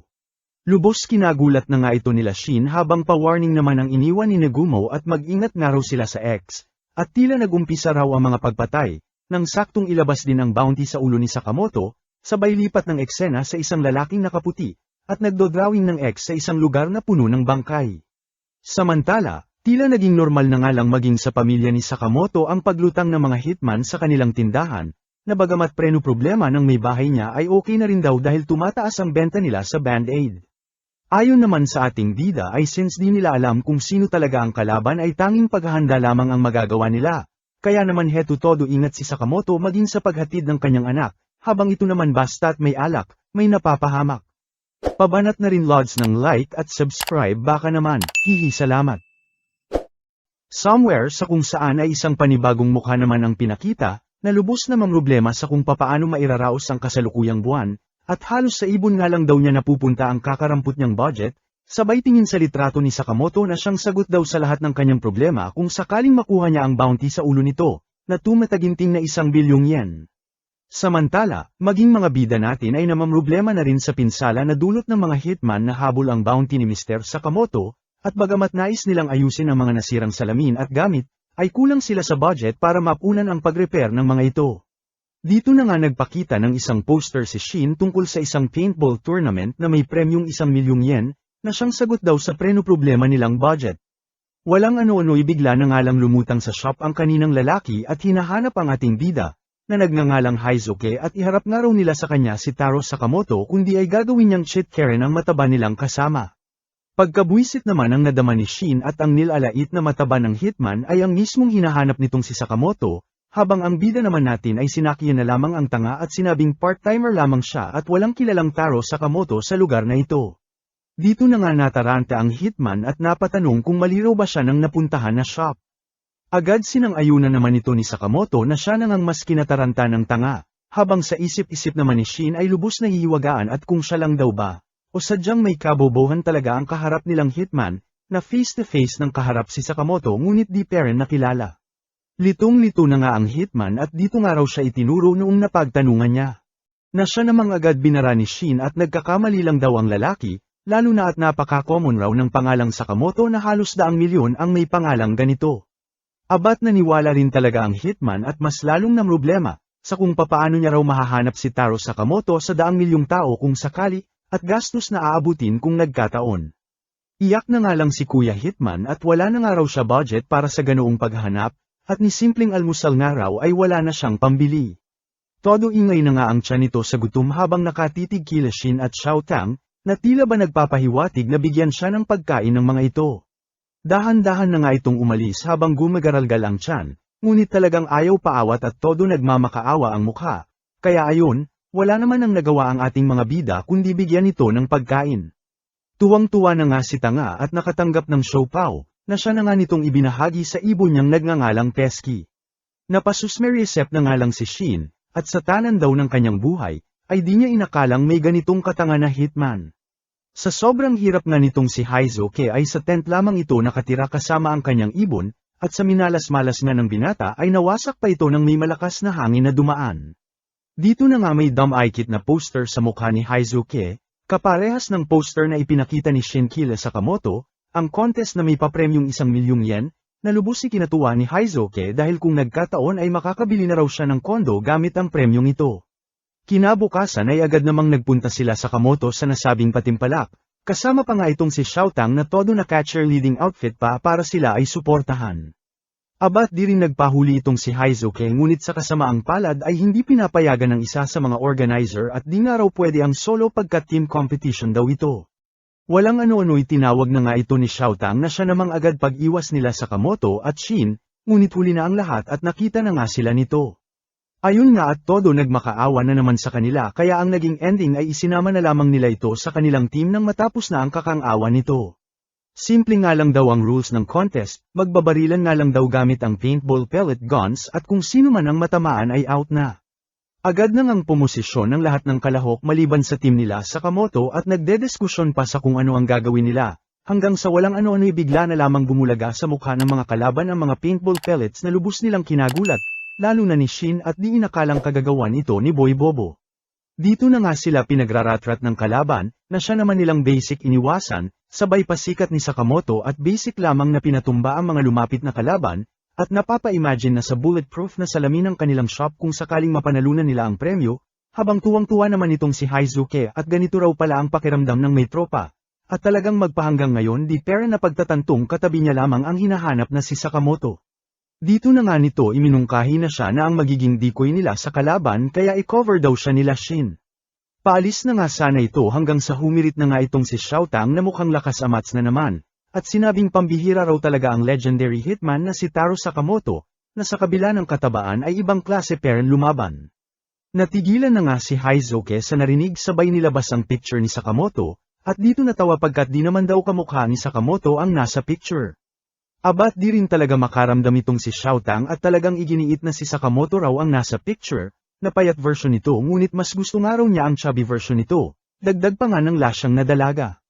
Agad na nga itong sign niya ni Shin at itinapon sa tabi, sabay sabi kay Haizoke na lasyang lamang ang bida-bidang dalaga kaya nasabi ang mga yon. Tinawanan na nga lang ito ni Haizoke, hanggang sa nakitawa na rin sila Shin at Sakamoto. Walang ano-ano'y bigla na nga lang nagtutukan ang mga ito at tila napagtanto na nga ni Haizoke ang totoo, sabay sabing ang pinakaayaw niya raw sa lahat ay ang mga sinungaling. Paano raw nila ito nagawa sa kanya akala pa naman daw niya magtotropa na sila. Sa gitna ng kanilang mga paganap ay siyang pagsamantala naman ng iba pang mga kalahok at pinagraratrat sila, dahil dito ay kanya-kanya nang ang takbo ang grupo ni Sakamoto, habang itong si Haizoke naman ay tinawag si Pesky at kinuha rito ang baril niya. Wala na nga itong sinayang na oras pa at pagkatapos ma-assemble ang sandata niya ay agad ipinutok kay Sakamoto. Agad na iwasan naman ito ng ating bida ngunit nagtamo pera ng tama sa kanyang palad, na siya namang kinamangha ni Sakamoto at natamaan siya ng baguhang hitman. Since hindi tumama ang atake ni Haizoke ay naisipan itong lumayo, para makahanap ng mas magandang pwesto, habang naiwan naman sila Sakamoto sa gitna ng mga kalabang na palibutan na sila. Iyak mode na naman nga si Haizoke at napalapit na nga ang loob kila Sakamoto, ngunit kailangan na raw niyang gawin ito lalo na at kailangan niyang may mapatunayan bilang isang freelance hitman. Piu-piu dito, piu-piu doon, unti-unti na ngang nauubos ang mga kalahok habang sila Shin Heto nasa isang gilid at nakikiramdam kung nasaan na raw ba si Haizoke. Kumalma nga raw itong si Shin ayon naman kay Sakamoto lalo na kapag ang kalaban daw ay isang sniper. Una raw dapat nilang gawin ay hanapin ang kinaroroonan ng kalaban nang hindi sila nakikita. Sisilip pa nga lang si Sakamoto ay bigla na lamang may umatake mula sa kung saan, at dito na nga pinakita si Pesky na tila nagmimistulang mata ni Heizuke habang nasa isang rooftop naman si Heizuke. Abat na iwasan niyo pa yun, ika na nga ni Heizuke sa intercom na nakakabit pa sa kanilang mga tenga. Kinabwisit naman ito ni Shin at sinagot ang hitman, at siyamba nga lang daw ang tama nito kanina. Pinabulaanan naman ito ni Sakamoto at sinabi kay Shin na magaling si Heizuke, at mukhang pasadya pa raw talaga ang bala na taglay ng baril nito na may kakayahang mag-ricochet. Napangisi naman si Heizuke at namangha na nalaman nila ito, kaya naman ibinida sa kanila ang mga bala niya na tinatawag nitong triple rebound rounds, na pasadyang ginawa para mag-bounce at nang hindi raw masundan ng kalaban ang trajectory nito. Pasensyahan na nga lang daw dahil ngayong nasa gatilyo na ng baril ang kanyang daliri, ay wala na silang kawala pa. Siyang tunay nga ay sunod-sunod na atake na ang pinakawalan nito patungo kila Sakamoto, na siyang todo iwas din sa mga bala, todo bounce lahat ng taba pati sa baba. Iwas dito, takbo doon, abat di na nga magkadiugaga sa pagtakbo sila Sakamoto maiwasan lamang ang mga bala ng hitman na todo bura ng bala. Dito na nga napa-flashback si Heizuke sa kanyang nakaraan, sa hirap ng lahat ng kanyang pinagdaanan ngunit ulat sa lahat ng kanyang ginagawa, hanggang sa sniper na nga nito nahanap ang galing niya, ngunit sa kasamaang palad, ay naging walang kwenta noong nagtrabaho na siya. Lalo na at ito nga lang daw ang kaya niyang gawin na siyang nirereklamo ng mga employer niya. Wala nga raw itong kwentang hitman kung ni kutsilyo di raw ito marunong gumamit, hanggang sa umabot na sa puntong tinanggal na lamang ito sa trabaho ng kanyang mga employer, ayon naging palaboy, at nakita ang pag-asa sa bounty ng ating bida, at papatunayan nga raw niya sa lahat na magaling siyang hitman. Narinig na nga lahat nila Shin ang kadramahan nito, at nakaon pa nga raw ang intercom nila reklamo na nga ni Shin dito. Pinagsabihan na nga ito ni Shin na huwag makinig sa mga sinasabi ng iba, bagkus ay kung may papatunayan man daw ito, ay sa sarili nito ilaan hindi sa iba, sigaw na nga ni Shin na umalingaw-ngaw sa kanilang intercom. Natigilan na nga si Heizuke sa lakas ng boses ni Shin na siya nang sinamantala ni Sakamoto sabay pumulot ng isang bato. Walang ano-ano'y buong lakas na nga itong ibinato ni Sakamoto, at rektang tumama sa rifle wasak na wasak. Sa gulat nga ni Heizuke ay napanganga na lamang ito, at di makapaniwalang gamit lamang ang isang maliit na bato ay siya ay natalo ni Sakamoto. Halimo nga raw ito, at kailanman di niya raw matatalo. Matapos ang mga kaganapan ay sila Sakamoto na nga ang nanalo sa patimpalak, na lubos kinahapi-hapi na nga ng lahat habang todo iyak naman itong si Heizuke, at mas napatunayan lamang daw niya na wala siyang kwentang hitman. Natigilan na nga lang ito ng mismong si Sakamoto ang pumuri dito, at sinabing wala pa raw siyang nakaharap na singgaling nitong sniper sa tanan ng buhay niya. May pakonsuelo nga ring 50 centimos na binigay si Shin dito, na siyang parte raw nito sa premyo nila, at napunta nga raw lahat sa pagpapaayos ng mga sinira nito kanina. Happy-happy naman ang asawa ni Sakamoto at nanalo nga raw sila, bagamat walang naiuwing premyo dahil panang abono lamang ng mga nasira sa bayan ay ang mahalaga raw ay ligtas si Sakamoto. Biglang singit naman si Shin at napatanong kung paano raw sila nagkakilala ni Mr. Sakamoto. Kilig-kilig namang nagkwento si Miss Aoi, noong nakita niya ito sa store. Ito namang si Sakamoto na love at first sight, si ate naman napatakbo at nakakita ng dugo sa damit ni Sakamoto, si kuya naman nalungkot ayon umexit na lamang, doon na nga dumiskarte din ng ibab kunwari bigay ng band-aid, ayon syempre kinilig na tumbong ni kuya mo, and boom, kwento na nga ni Aoi habang muntik naman ang maging kwento si Shin at pinatay na naman sa isip ni Sakamoto at huwag nga raw binabasa ni Shin ang isip ng kanyang asawa, hihi. Abat yung like at subscribe ko naman Lods huwag mo kalimutan, salamat. Habang nasa eskwelahan sila Sakamoto at sinamahan ang kanilang anak sa pagganap nito sa school ay naiwan naman sa kanilang tindahan sila Shin at Xiaotang, na di pa man nagtatagal ay nag-aaway na, at huwag nga raw sinusuot ni Xiaotang ang apron niya lalo na kapag magwawalis ito at madudumihan daw, ika na nga ni Shin. Ikinabuisit naman ito ni Xiaotang kaya nakipagdiskusyon sa binata, hanggang sa kalaunan ay napawalkout na lamang at sinabi sa isip nitong isip bata raw itong si Shin. Narinig na nga ito ng binata gawa ng kakayahan nitong makabasa ng isip, kaya sinabihan ng dalaga na sa harap niya sabihin ang mga iniisip nito, since alam naman daw ng dalaga na naririnig niya rin naman ang mga iniisip nito. Abat pati yun kasalanan ko, sino ba gustong mabasa ang kanilang iniisip na hype ka, ribat na nga ni Xiaotang. Sa gitna ng kanilang pagtatalo ay sumingit na nga sa eksena itong si Heizuke at kung may mga tira-tira daw silang siopaw ay malugod niyang tinatanggap, di naman ito pinansin ng dalawa na patuloy paring nagbangayan, hanggang sa masabi na nga ni Xiaotang na kadiri raw ang abilidad ni Shin at kailanman di raw siya magiging komportable sa harap ng taong nababasa ang kanyang iniisip. Di na nga nakasagot si Shin sa sinabi ng dalaga, sabay walkout na tila nasaktan sa sinabi ni Xiao Tang. Habang itong si Haizuke sa kabila ng lahat ng nangyari ay kapalmukha pa ring humingi ng siopaw kahit nasa sahig na. Moment na nga lang sa labas si Shin habang nag-moment din itong si Xiao Tang sa tindahan, hanggang sa bigla na lamang may dumating na mga misteryosong lalaki sa shop at inakalang si Shin itong si Xiao Tang dahil sa suot nitong apron sabay kinidnap ang dalaga. 11 years na nga raw itong hinahanap ng kanilang laboratory mula noong nakatakas ito, at mukhang pro na raw sa pagtatago dahil todo nagkulay pa ng buhok. Kinontra naman ito ng isa sa mga kasamahan nito at mukhang nagkamali raw sila ng nakidnap, ngunit talagang pinaglaban ng kanilang boss-boss ang katangahan nito at siya pang ang nagalit. Nahalata naman daw sa name tag ng kinidnap nila na Shin ang nakapangalan, ang babobo nyo, ika na nga nito't nanggaling pa talaga sa kanya ang salitang bobo. Okay na nga lang ang mga kasamahan nito at napatanong kung ano nga ba raw ang kailangan nila sa Shin na ito at kinidnap nila. Ayon naman kay Boss Tanga ay ito nga lang daw ang natatanging eksperimento na nagtagumpay dati, na kayang makabasa ng isip at isang psychic. Kadiri, comment naman ng isa sa mga ito at sino raw matinong tao ang lalapit sa mga ganitong tao, na siguradong kinamumuryan daw ng lahat. Nagulat na nga si Xiao Tang sa mga nalaman, sabay sipa at nabuisit ng pagtawanan ng mga kalaban ang nilalait niyang kaibigan, at isip bata man daw si Shin, ay di malayong mas mabuti raw itong tao kumpara sa kanila. Mukhang dahil sa sipa ay nahimasmasan na si Boss Tanga sa katangahan nito at napatanong kung sino raw itong dalaga. Agad nagpakilala naman si Xiao Tang na abat kinagulat pa talaga ng tangang ito. Samantala, matapos maglakad-lakad ay bumalik na nga itong si Shin sa shop, ngunit sa pagtataka nito ay wala si Xiao Tang sa tindahan sabay nakakita ng mga basag na salamin. Saktong dumating naman sila sa Kamoto kaya agad ipinaliwanag ni Shin ang sitwasyon. Kalmado nga lang ang ating bida sabay pinakita ang kanyang cellphone, at nalamang nasa highway daw si Xiao Tang gamit ang GPS na nakakabit sa name tag ni Shin. Lubos na stress naman si Boss Tanga sa mga kaganapan, at siguradong papatayin daw sila ng kanilang mga bossing kung nagkataon. Dito na nga nito naisip na panindigan na lamang ang pagkidnap nila sa dalaga at sabihin ito talaga si Shin, habang nakonsesya naman at nagsisisi itong si Xiao Tang sa mga nasabi niya kay Shin. Walang ano-ano'y bigla nang ang dumating sa eksena sila sa Kamoto at Shin sakay ng isang motor, at sinabi sa mga kidnapper na ibalik sa kanila ang tagagawa nila ng siopaw. Tuwa naman ang nadama ni Boss Tanga at biglang nagkapag-asa ng makita ang totoong Shin, kaya naman agad silang inatake. Abat syempre di rin basta nagpatakot lang ang ating mga bida, at isa-isang binanatan ang mga nakamotor, lalo na itong pasikat nating mataba na basic minani obra lamang ang motor niya at pinatumba ang kalaban. O siya oo na ako na bahala, ika na nga ng driver na nagngangalang Siba sa todo-todong na-stress nilang Boss Tanga, na siya nang humarap kay Shin sa taas ng van.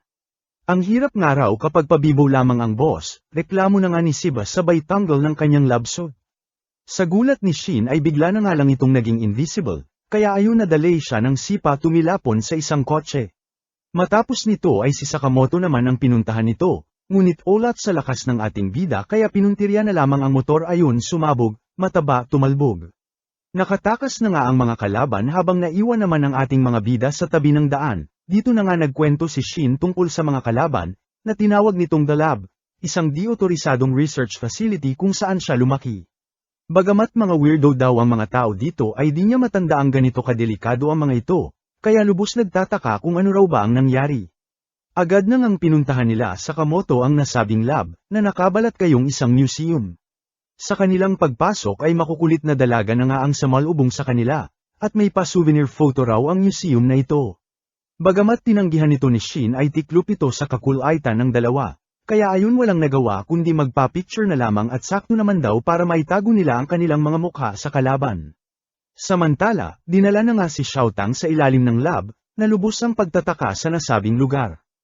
Dito na nga sila sinalubong ng isang lalaking reindeer ang ulo, at tinanong kung ito raw ba ang batang may psychic powers.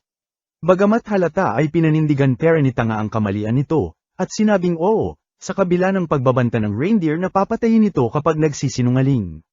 Walang ano-ano'y sumingit na nga si Siba at sinabing alam niya raw kung nasaan ang totoong Shin, kaya ayon, kasama ng dinala sa baba si Boy Tanga kasama si Xiao Tang, habang inutusan naman ng reindeer si Siba na siguraduhing mahanap ang totoong Shin nang hindi raw sila malintikan sa kanilang boss.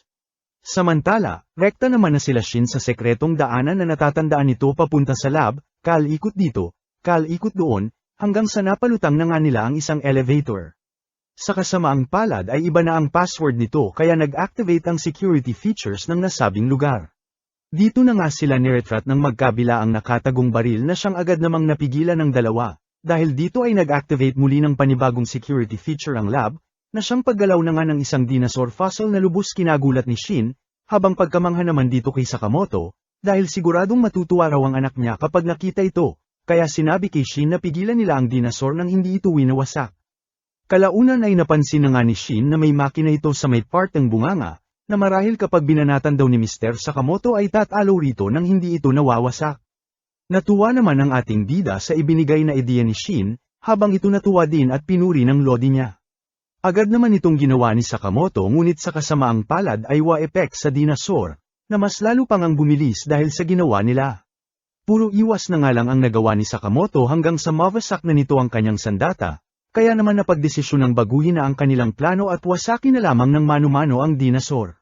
Abat sa gigil nga nito ay basic lamang na binugbog ang dambuhalang kalaban, na nagmistulang laruan nga lang sa harap ng ating bida, di nagtagal ay narating na nga nila Shin ang ilalim ng lab, at dito binanatan ng isang kalaban na minamaltrato ang mga scientist. Agad naman siyang nakilala ng mga ito at paanoong bumalik daw siya dito. Meron na raw siyang kailangang gawin, sagot naman ng binata sabay nagtanong kung nasaan daw ba si Boy Tanda. Ayon naman sa mga scientist ay ikinulong daw ang kanilang director sa pinakailalim na palapag, matapos silang sakupin ng isang assassin group, na basta na nga lang daw lumutang isang taon na ang nakakalipas, na may layuning gumawa ng mga panibagong paraan ng pagpatay at napaglipasan na raw ng panahon ang paggamit ng patalim at baril. Si Kashima nga raw, ang may reindeer na ulo, ang boss na namamagitan sa lahat, at iba pa nakasama nito.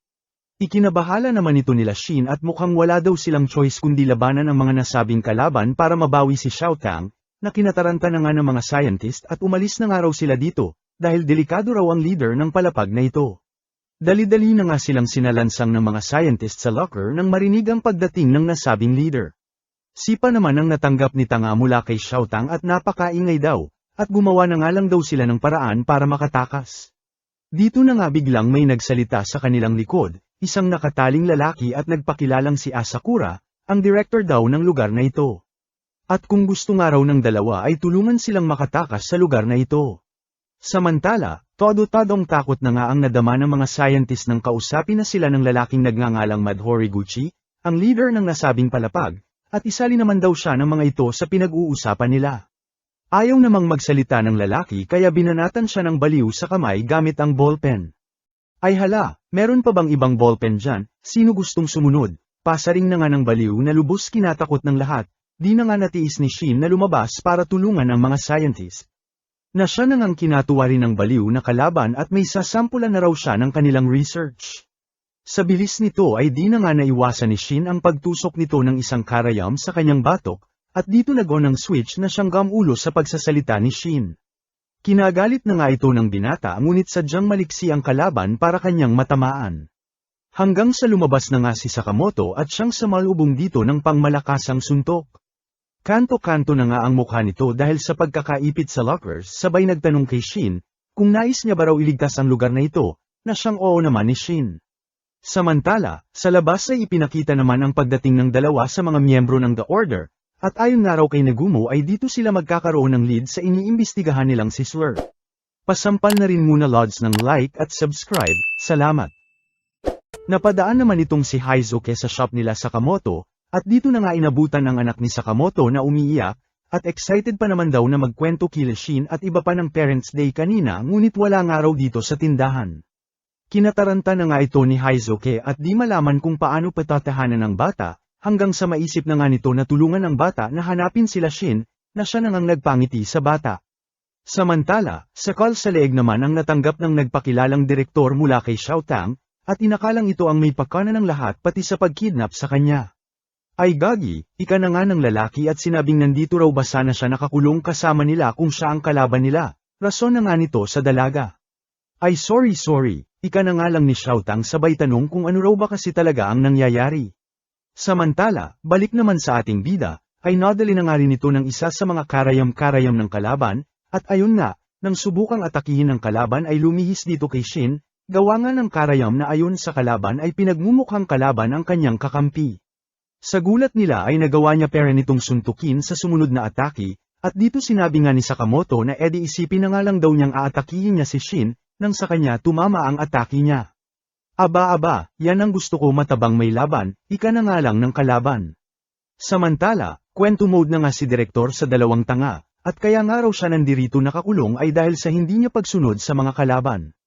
Dito na nga nabuisit si Xiao Tang at sa dami daw ng sinabi nitong Direktor, ay di niya raw malaman kung bakit nadamay siya sa mga kaganapang ito.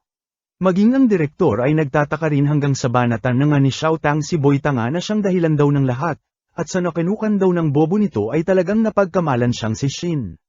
Nagulat naman ang Direktor nang marinig ang pangalan ni Shin, pagkat siya nga raw ang dahilan kung bakit ito ay psychic ngayon. Hala, akala ko ganoon na siya ipinanganak, ika naman ni Xiao Tang, hanggang sa dito muli ay nagkwento na naman ang Direktor. Simpleng bata nga lang daw itong si Shin, dati nakakulaitan nila sa laboratory, na iniwan sa kanya ng kaibigan niyang si Ando dati na kailanman di na raw bumalik. Mula noon ay siya na raw ang nag-alaga dito, habang busy sa pagre-research tungkol sa supernatural abilities at supernatural powers. Namangha naman si Shin sa kanyang layunin kaya laging nasa tabi niya, at siya nga ring tagapangtanggol niya sa mga bashers niya na binabatikos ang kanyang research dahil sayang oras nga lang daw, at di nga raw tulad nitong mga puro mouth, ay may ginagawa ang tatay-tatayan niya para mapabuti ang mga tao pagdating ng panahon. Isang gabi ay tuwang-tuwa na nga ang lalaki dahil sa wakas ay nagtagumpay na raw ang research niya. Ngunit sa kasamaang palad habang nagbubunyi sa kanyang tagumpay ay di na malayang napadaan si Shin, at dito aksidenteng nainom ang formula na ginawa niya. Kinataranta na nga ito ng lalaki ngunit huli na ang lahat, at bagamat sinuka ni Shin ang formula, ay kalaunan napansin na niya dito ang pagbabago, na lubos niyang kinagulat, pagkat nagagawa na nitong basahin ang kanyang isip. Maging ang mga iniisip ng ibang scientist ay nagagawa na nga rin itong mabasa, na bagamat masaya para kay Shin ay di naman naging positibo ang epekto sa iba, na unti-unti na ngang nilayuan ang bata. Napansin na nga ito ng Direktor kaya pilit sinubukang gumawa ng gamot sa sitwasyon ni Shin, pinigilan naman ito ng bata at di raw ba masaya ang Direktor na nagawa na nito ang nais nito dati, at todo nagsorry sa bata dahil siya raw ang dapat sisihin sa lahat. Kinabuisit naman ito ni Shin at akala niya pa naman daw sasaya ang Direktor sa nagawa nito, kaya lumayas at di na nagpakita simula noon. Todo iyak na nga sila Xiao Tang sa mga narinig, at dito sinabing marahil ay di na raw galit si Shin, dahil sa araw-araw niya raw itong nakasama, ay mukha naman daw itong masaya na, tsaka sakto sabay na lang tayong mag-sorry, nakaaway ko din kasi siya kanina, ika na nga ni Xiao Tang sa Direktor, at Rule 11 na raw ng mga Sakamoto, na kapag nag-away, ay magbati din agad sa mismong araw na yon. Medyo late na nga raw itong si Direktor pero pwede na rin basta't import ate ay mahalaga hihi. Kalaunan ay napagdesisyonan na nga nila na tumakas na, habang itong si Shin naman heto taga-salo ng mga suntok ni Sakamoto na trial and error ang banat sa kalaban. Walang ano-ano'y muli na namang may ibinida ang kalaban, ang pangmalakasan nitong muscle gawa ng itinurok nitong gamot. Pilit na rin nila itong sinasagot ngunit sa kasamaang palad ay nagiging hadlang ang pagkontrol nito sa kanila. Kaya sa kasamaang palad, ay tanging nagagawa na lamang ng dalawa nating bida ay tanggapin ang mga atake na ibiniburan ng baliw na kalaban.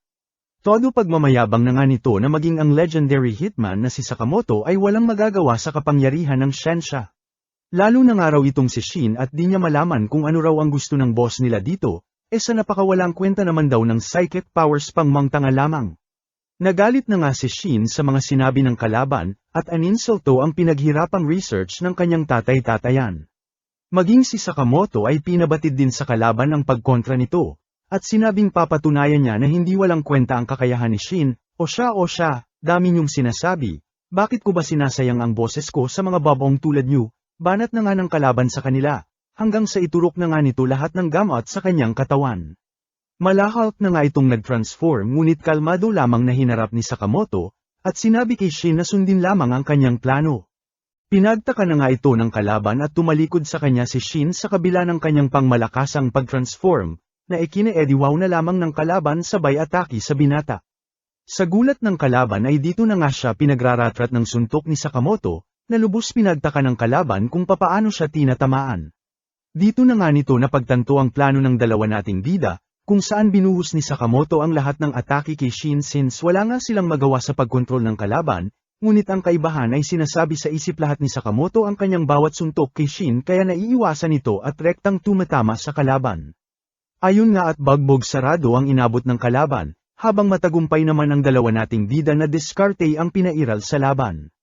Matapos nito ay agad nang tinanggal ng mga scientist ang mga nakaturok na karayam sa kanilang mga batok, sabay sorry ng mga ito kay Shin at sa nakaraan nga nilang di maganda. Huwag na nga raw itong isipin ng mga ito, lalo na at masaya raw siya sa kanyang kapangyarihan at sa kung nasaan siya ngayon.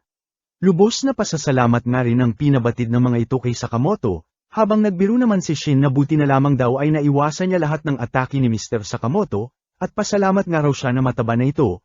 Ayon tuloy at nakatikim na naman sa ating bida at huwag daw nitong iniunsulto ang mga ipon niyang kolesterol. Wala na ngang sinayang pa na oras ang dalawa at tumakbo na papunta sa lower floors ng lab, habang pagkamangha naman ang pinabatid ni Shin kay Mr. Sakamoto at iba daw talaga ang kalibre ng isang legendary hitman. Dagdag naman ni Sakamoto na huwag daw minamaliit ni Shin ang mga miyembro ng The Order, o sa kaso nga ng ating bida ay dating miyembro ng The Order. Sabihin na nga lang daw nila na kung makakatapat ng isang miyembro ng The Order ang 10 version ni Shin ay aabutin lamang ito ng 6 na segundo bago mamaalam sa mundo. Kaya kung sakaling may makaharap daw na The Order itong si Shin ay mas mabuting magpatay-patayan na lamang daw ito. Sa gitna ng kanilang pag-uusap ay aksidente na nga silang nakaapak ng trap, agad sinipa naman ni Sakamoto si Shin nang hindi mahulog, habang ang bida naman natin ay diretsyong nahulog sa butas. Samantala, pinakita naman sa basement ang pagdating nila Mr. Reindeer kasama ang dalawa pang floor leaders, kung saan inabutan ang dalawang miyembro ng The Order na sila Osargi at Shishiba na pinatumba na lahat ng kalaban sa nasabing palapag. Ano ginagawa ng mga tuta ng JAA sa lugar na ito? Banat na nga nila Mr. Reindeer sa dalawang hitman. Sorry na di pa pwedeng naligaw lamang kami dito, ribat naman nga ng mga taga The Order, at balita daw kasi nila na nandito raw si Slur.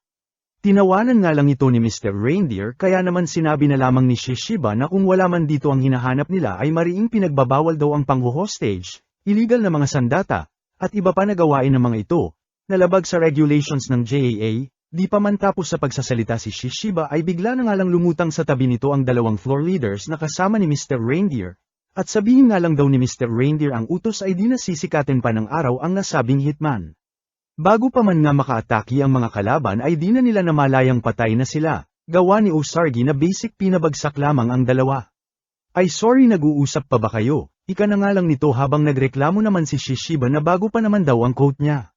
Drama mode naman si Mr. Reindeer at grabe naman daw sila sa mga tao, tila mga hayop lang daw nilang pinatay. Sabay labas ng kanyang mga sandata at matitikman daw nila ang ganti ng mga api. Di ba mga kriminal din sila? Pagtataka naman ni Osargi, kaya sinabihan na lamang ni Shishiba na huwag nang pansinin ang baliw nilang kalaban. Walang ano-ano'y bigla na nga lang nitong nilusob si Shishiba, ngunit agad din namang sinagot ng hitman ayon napatingin sa kanyang nakaraan.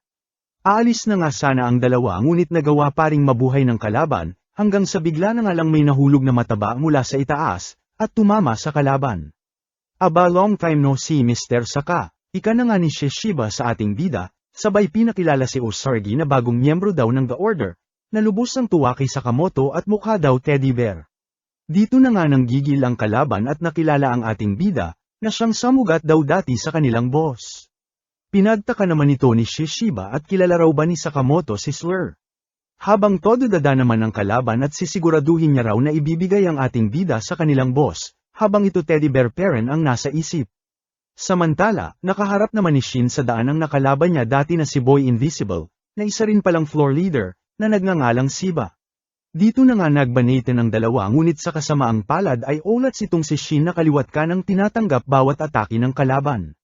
Samantala, iniwan naman na ng The Order ang kalaban kay Mr. Sakamoto, na pinag-alala ni Osargi kung magiging okay lang daw ba si Mr. Teddy Bear, at baka mamatay daw ito, mukhang mahina pa naman daw. Aces sinasabi ko sayo, namatay na lahat pati si Enrile ay di ko ma-imagine sa tanan ng buhay ko na basta lamang mamamatay si Mr. Saka, ika na nga ni Shishiba dito. Samantala, may kakunatan din itong si Shin at talagang ayaw sumuko sa laban, hanggang sa mapansin na nga nito ang tila isang anino ng ibon kaya tila sinadyang magpasaksak, nang mamarkahan ng dugo ang kalaban. Napangisi na nga lang ito hanggang sa walang ano-ano'y biglang may pumutok na baril at tumama sa kalaban. Sabay pakita kay Haizuke at to the rescue nga kay Shin. Paputok na rin lods ng like at subscribe, salamat. Kaharap naman ng ating bida itong si Boy Reindeer na todo dada at kung ano-ano ang pinagsasasabi, na di na nga lang pinansin ni Sakamoto sabay labas ng ballpen at isinalansang sa maingay nitong bibig, Buwisit ka. Ika na nga lang ng kalaban at ayaw na ayaw niya raw sa mga taong katulad ni Sakamoto. Abat parehas tayo ayoko din sa puro daldal na katulad mo. Ribat naman nga ng ating bida sa kupal na kalaban. Habang sa kabilang dako naman ng building ay busy sila Xiaotang na makatakas sa mga kalaban kasama si Boy Bunot bilang kanilang hostage kuno. Samantala, di naman makapaniwala ang kalaban sa pinapakitang skill ng sniper nating Sagapa sa siopaw na lubos ibinida na nga rin ni Shin. Wala na ngang nagawa ang kalaban kundi magtago gamit ang invisibility suit nito at tumakbo mula sa pinapaulang bala ni Heizuke. Ngunit kalaunan ay naisahan ng bida nating sniper at ginamit ang nasabing suit para mailusot ang isang atake na siya nang ang rekta tumama kay Heizuke. Yabang-yabang mo o ano ka ngayon, ika na nga ng kalaban na nalapitan ng kalaban ngunit di rin talaga basta papatalo lang si Heizuke at bomb-air pair ng isang atake na nagpangiti lamang sa kalaban sabay labas ng isang kutsilyo na rekta nitong ibinira kay Heizuke. Umuwi na nga lang daw ito at hindi raw ito lugar para sa mga walang kwentang third-class hitman na katulad niya. At huwag daw itong nagpapaniwala sa mga kakampi niya na sinasabing isa siyang first-class sniper sa napakawalang kwenta naman daw niya. Nabuisit naman si Heizuke sa sinabi ng kalaban, at insultuhan na nga raw siya nito lahat-lahat, pero huwag daw nitong sinasabing sinungaling ang mga kasamahan niya. Sabay tawag kay Pesky na siyang nagbato sa kanya ng isang bala, at ipinutok sa kalaban ngunit walang tinamaan, na tinawanan nga lang ng kalaban at ubog nga raw ito ng katangahan. Dito na nga nagulat ang kalaban nang biglang bumulwak ang sprinkler, at siya palang target ni Heizuke, nang moalang bisa ang pa-invisible nito, sabay lutang na nga ni Shin na siyang bomb-air dito ng pangmalakasang atake, ayon tulog ang kalabang lalaki. Aba kuhang-kuha mo yung inisip kong plano, pagmamayabang na nga ni Heizuke na kinabuisit naman ni Shin at mangtanga raw yung drawing sa isip nito halos di niya maintindihan. Walang ano-ano bigla na lamang may sumabog sa isang tabi na lubos kinagulat nila Shin, sabay lipat ng eksena kila Sakamoto at nagdadadada na naman ang kalaban nito na sinabing mukhang nagsimula na raw ang unti-unting pagsabog ng building nila, na nakakalungkot man daw dahil malayo-layo na ang progress nila sa research nila ay nakaprogram na sa system ng lab kung sakaling mabisto ang kanilang lugar ng walang matirang ebidensya, at sa loob nga raw ng 20 minuto ay tuluyan ang mawawasak ang buong lab. 20 minuto pa naman pala ribat na nga ni Sakamoto at 5 minuto lang naman daw ang kakailanganin niya. Yabang mo talagang lechon ka, panggigigil naman ng kalaban, at sa tingin daw ba ng ating bida ay may pan-apat siya sa katawan niyang resulta ng kanilang teknolohiya, na binubuo ng 70% na sandata. Di naman nagpasindak si Sakamoto sabay ibinida na meron din daw siyang sandata na itatapat kay Reindeer, na napaisip na nga kung ano raw ba ang sinasabi ng ating bida. Ay hayop ka, nasabi na nga lang ng kalaban ng pakitaan ni Sakamoto ng mga sticker at pansulat niyang dala. Sa buwisit nga ng kalaban ay niretrat na nito ng sunod-sunod na atake ang ating bida, ngunit basic lamang na iniwasan ni Sakamoto sabay gamit ng balang lapis ng dala niyang pansulat na siya nitong ipinatama sa mata ng kalaban. Di naman nagpatinag ang kalaban at kahit isang mata lang daw ay basic lamang sa kanya ang ating bida, hanggang sa batuhin ng muli ni Sakamoto ng sticker sa kabila nitong mata ayon na problema ang mayabang na tanga at wala nga raw siyang makita, sabay nakatikim ng sinturon sa ating bida.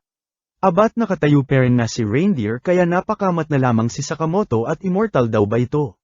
Kalaunan ay eksena na nga ang isang train na sumingit sa kanilang laban, na siyang sinamantala na nga ng kalaban para mapuluputan ng kable ang ating bida at kinaladkad sa reles ng tren. Abat sa gulat nga ng kalaban ay ginawang surfing board ni Sakamoto ang isa sa mga tabla ng reles at pinagpuputol ang kable ng kalaban gamit lamang ang isang papel. Dito na nga nito hinayla ang kalaban at binalibag sa isang pader, na siya nang bomb-utes dito at kalaunay tumagos sa isang rumaragasang tren kasama ang ating bida na sinundan siya ng mga atake. Dito na nga namangha ang kalaban kay Sakamoto at napakatalino raw nitong makipaglaban, na ginagamit at kinokonsidero lahat ng bagay sa paligid, at kaya raw pala ganoon na lamang ang pagkawili dito ng kanilang bossing at siyang pinakamalakas daw na hitman sa mundo. Sa pagmumuni-muni nito ay di na nga nito namalayan na nasa tabi niya na ang ating bida, sabay pang malakasang sipa sa kanya na lubos nitong kinagulat.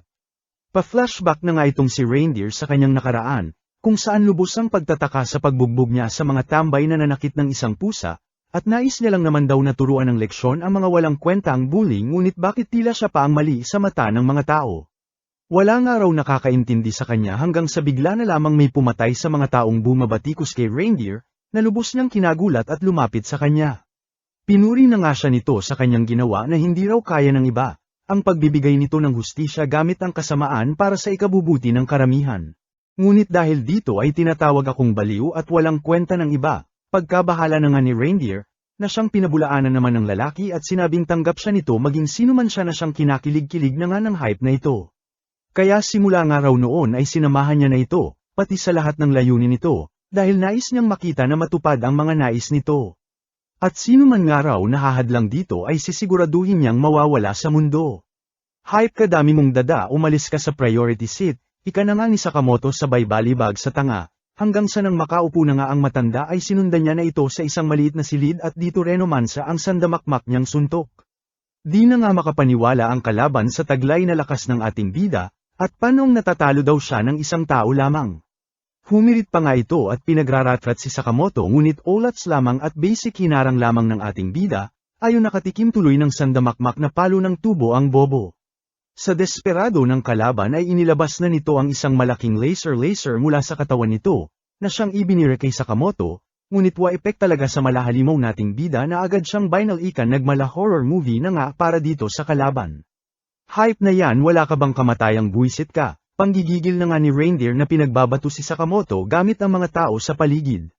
Bato dito, salo naman itong si Sakamoto, with matching service pa sa mga taong nandoon na tila babali wala lamang itong kalaban, hanggang kalaunan ay pinatikim na nga niya ito ng mga pangmalakasang atake ayon sa wakas bumagsak na rin ang puro mouth na kalaban.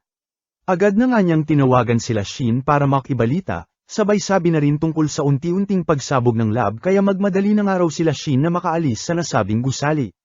Siyang tunay nga ay unti-unti nang gumuguho ang nasabing lab, na lubos kinataranta na nga ng lahat.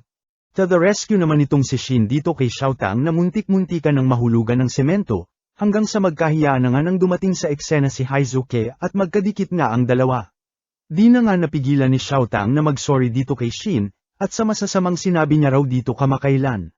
Nagulat naman si Shin at sinabing kalimutan na raw nila yon, tsaka di naman daw siya galit, sabay sorry din dito sa dalaga. Dito na nga rin nagkita sila Shin at tatay-tatayan nito, na nagkahiyaan pa nga sa isa't isa, hanggang sa mapagtanto ni Shin na tumatakbo ang oras at kailangan na nilang malikas lahat ng tao sa lab. Dito na nga niya tinanong ang direktor kung may floor plan daw ba ito ng nasabing lab, agad naman itong drenowang ng lalaki at dito nagplano ang mga ito. Gamit ang kapangyarihan ni Shin ay inalam nga muna nito ang kinaroroonan ng lahat, at nang okay na ay agad iniutos kila Xiaotang at Haizuke na puntahan ang itinuro nitong kwarto, habang sila naman ng direktor ang bahala sa mga taong nasa baba. Ayos ba tanda, ika na nga ni Shin sa direktor, at naging kapaki-pakinabang daw ang resulta ng naging research nito. Oo naman ang direktor at namangha kay Shin, sabay lipat ng eksena sa dalawang miyembro ng The Order na nasa control room na at hinahanap ang pakay nilang si Slur. Bingo, ika na nga lang ni Shishiba nang makita sa CCTV ang mastermind ng lahat, at di nga raw sila nagkamali na si Slur ang pakana ng lahat. So siya ang kalaban natin, ika naman ni Usargi at mukhang malakas daw ito. Samantala, nagpatuloy naman sila Shin na hanapin ng iba pang mga empleyado ng lab, at naghiwalay na nga sila ng direktor para mapabilis ito. Walang ano-ano ibigla na nga lang natigiilan si Shin nang biglang may maramdamang malakas na aura, at di na nga nakagalaw sa takot na kanyang nadama. So ikaw si Shin, ika na nga ng kalaban, sabay sabi kay Shin na ikumusta na nga lang daw siya nito kay Sakamoto. Bigla na nga lang itong nawala na nag-iwan kay Shin na lubos ang pagtataka.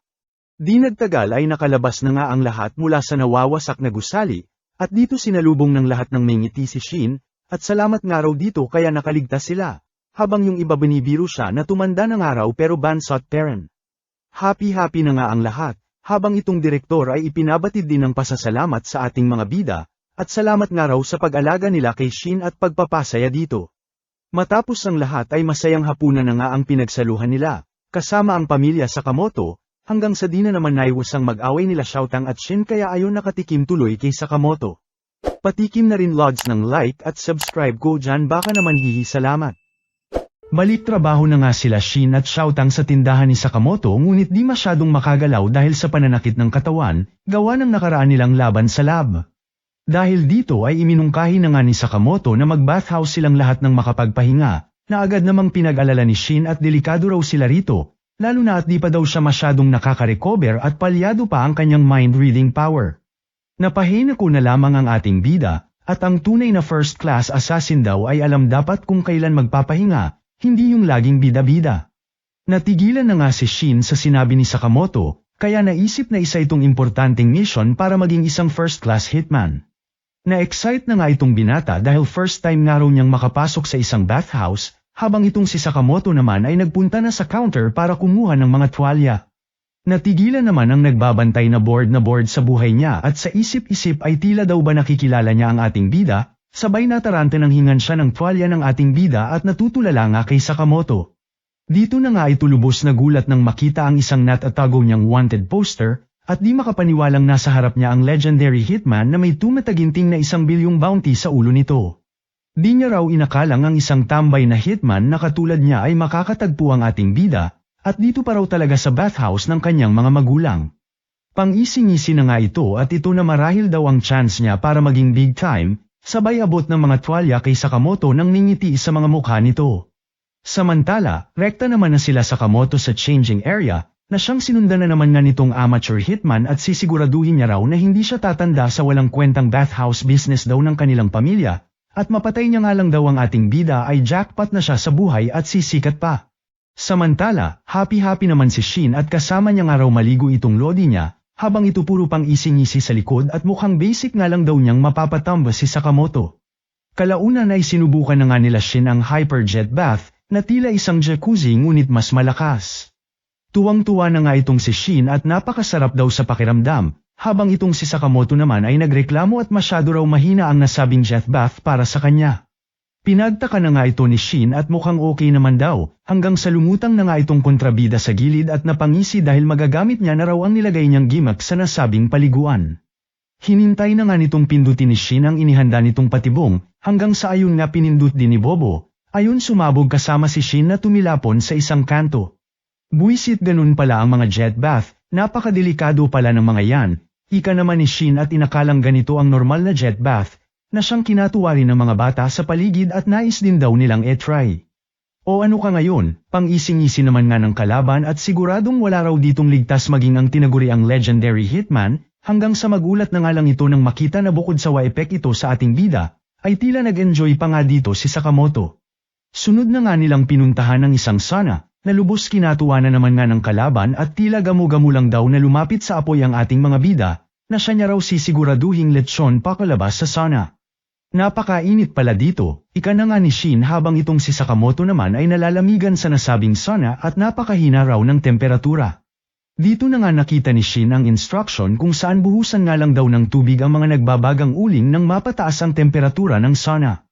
Ano pa nga ba at isa na naman ito sa patibong ng kalaban at hinintay lamang si Shin na gawin ito. Pagbuhos ni Shin ay naglabas na nga ito ng pambihirang init, na siyang sumunog sa buong sauna.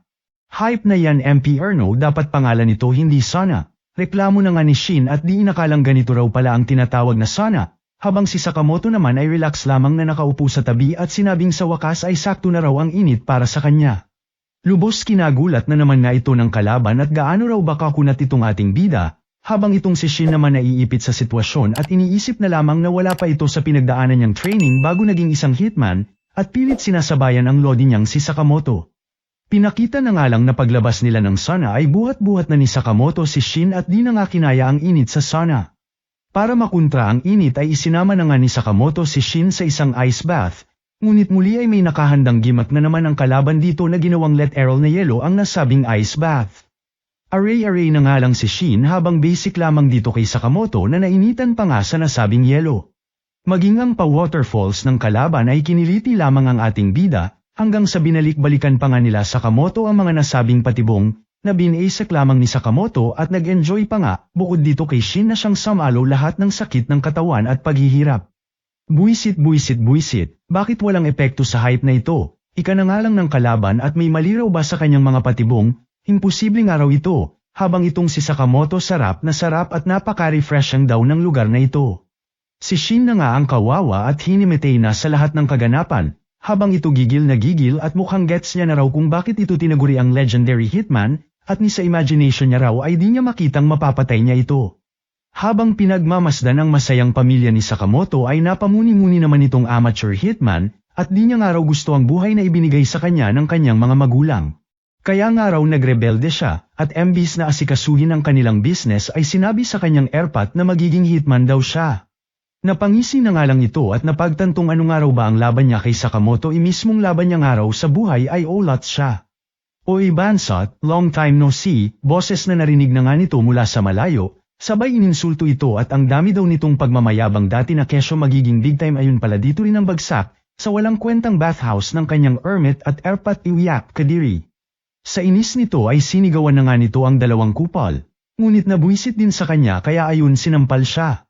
Huwag nga raw nitong sinisigawan ng customers niya, kabobohan nga raw nito kaya walang asenso sa buhay.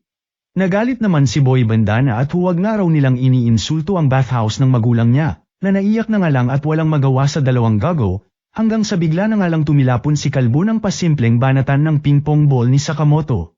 Buisit ka anong ginawa mo sa kanya, ika na nga ng isang kasamahan nito, na kalaunan ay pinalipad na rin ni Sakamoto. Nagulat na nga rito si Boy Bandana at napasabi na lamang na siguro'y kanina pa raw alam ng ating bida, na subok niya itong pinapatay. Agad binara naman ito ni Sakamoto at sinabing napakaganda raw ng kanilang bathhouse at napaka-high-tech. Matapos nito ay umalis na nga ang pamilya Sakamoto na nag-iwang nakangiti kay Boy Bandana at matagal-tagal na rin daw mula nung nakatanggap siya ng papuri sa iba at talagang sa legendary hitman pa raw nang galing. Kinabukasan ay todo reklamo na nga si Shin at di niya raw inakalang ganoon pala ang isang bathhouse na mas nakadagdag pa raw ng sakit ng kanyang katawan. Samantala, somewhere sa kung saan ay ipinakita naman ng isang grupo ng mga kalalakihan na tila may hinahanap, habang ang ating mga bida naman ay nag-relax muna sa isang karatig kainan. Kulitan mode na naman nga sila Shin at Xiaotang habang tahimik lamang na kumakain sa tabi si Sakamoto. Tuwang-tuwa na nga ang dalaga at first time daw niya sa isang restaurant. Pinagtaka na nga ito ni Shin at paano ang first time daw nito napakaraming kainan sa mundo. Kwento naman ni Xiaotang na meron daw kasi silang private chef sa bahay nila dati, kaya kailanman di pa raw siya nakakain sa mga restaurant. Di ikaw na mayaman, ika na nga lang ni Shin at nakalimutang anak nga pala ng mafia boss itong si Xiaotang. Siya nga pala, wala ka na bang balita sa pamilya mafia mo? Tanong na nga ni Shin dito. Ngisi nga lang ang sagot dito ni Xiaotang at mas gusto niya raw ang ganitong buhay, at una pa lang naman daw ay ayaw niya na sa buhay mafia at kailanman ayaw nang balikan pa. Sa bagay ako din naman, sarap ng buhay na payapa lamang, pagsang-ayon na nga rito ni Shin. Walang ano-ano'y bigla na nga lang may nagsalitang Chinese sa kanilang paligid at pinaputukan pa nga ng baril si Sakamoto, ngunit basic hinarang lamang ng ating bida na lubos nitong kinagulat, ayun nakatikim ng balibag mula sa bida nating malibag. Agad nakilala naman ito ni Xiaotang at tinawag na Wutang, nandito nga raw siya dahil mula noong mga nakaraang kaganapan, ay wala na nga raw namamahala at namumuno sa Lu Clan, at kung mamarapatin nga raw ni Xiaotang ay bumalik na ito bilang head ng nasabing clan, at huwag nga raw itong nakikisalamuha sa isang baboy at bulbul na yellow. Hinindihan naman ito agad ni Xiaotang at wala na nga raw siyang plano pang bumalik, at bahala na nga raw sila kung sino ang gagawing leader. Bigla na nga lang damyugo ang ilong nito nang lumapit ang mukha ni Xiaotang, at napaka-cute daw ng dalaga. Sino ba kasi ang lalaki na yan? Tanong na nga nila Shin. Ayon naman sa dalaga ay ito nga raw si Lu Wutang, ang dakila niyang stalker noon pa man na laging nakabuntot sa kanya, at kanilang mafia advisor. Nandirito nga raw siya para kunin si Xiaotang, at sa nakikita niya, ay tanging sila Sakamoto lang naman daw ang nagiging hadlang sa bagay na ito. So ano ibig mong sabihin, ika naman nga ni Shin at kung laban nga raw ang hanap nito ay pagbibigyan niya ang lalaking ito. Abakala mo naman sakin ay atras sayo, ribat naman nga ni Wutang sabay pakita na nasa dulo na ito ng pinto. At kung lalabanan man nga raw niya sila ay sa paraang mafia. Huwag nga raw silang mag-alala dahil kung sakaling manalo si Sakamoto, ay bibigyan niya ito ng impormasyon sa kung sino man ang naglagay ng bounty sa ulo nito, o ano, G ka ba? Natigilan na nga ang dalawa ngunit kalaunan ay tinanggihan din naman ang mungkahi ni Wutang, hanggang sa nagulat na lamang sila ng sumang-ayon si Xiaotang. Bagamat nakataya dito ang kalayaan niya ay mas gugustuhin niya na raw yun para makatulong kay Mr. Sakamoto, at pamilya niya ng araw ito. Dahil nga sa pagsang-ayon nila ay pinasunod sila ng baliw sa isang tagong lugar, kung saan binigyan sila nito ng damit ng magmukhang tao naman daw sila. Pangmalakas ang outfit na nga ang tatlo at nang matapos ito ay rekta na sila sa isang underground casino kung saan binigyan sila nito ng tigta 30 milyong yen na chip at alam niya naman daw kasing hampas lupa lamang silang dalawa. Ang team nga raw na makakakuha ng mas maraming pera matapos ang 2 oras ay siyang mananalo. Nabuhayan naman sila pagkat kasama naman daw nila si Shin na kayang magbasa ng isip, na siyang advantage nila. Ngunit sa kasamaang palad ay walang mga alam sa casino games na lubos nang ang kinabahala ni Xiaotang, pagkat di man daw magaling sa labanan nitong si Wutang, ay matalas daw ang isip nito at matalino. Siyang tunay nga ay di pa man nagtatal sa loob ng kasino ay naka 90 milyon yen agad si Wutang, at sisiguraduhin niya raw na babawiin si Xiaotang. Palike at subscribe na rin Lods, baka naman salamat. Pinaghatian naman na nila Shin ang nakuha nilang chips, kung saan 15 milyon dito kay Sakamoto, 10 milyon dito kay Shin, at 5 milyon naman dito kay Xiaotang. Mukhang labanan nga lang daw ng swerte ang sugal, kaya siguro naman ay may pag-asa daw sila, ika na nga ni Shin. Agad kinontra naman ito ni Xiaotang at sinabing imposible daw na aidenan lamang sa swerte ng kalaban ang kanilang laban, at sa pagkakakilala niya nga raw kay Wutang ay masyado raw itong matalino na siyang utak daw ng kanilang organisasyon. Narinig naman ito ni Wutang at pinagmayabang na hindi lamang simpleng laro ang sugal na kesyo umaasa sa swerte, bagkus ay ginagamitan ng kalkulasyon at psychological warfare.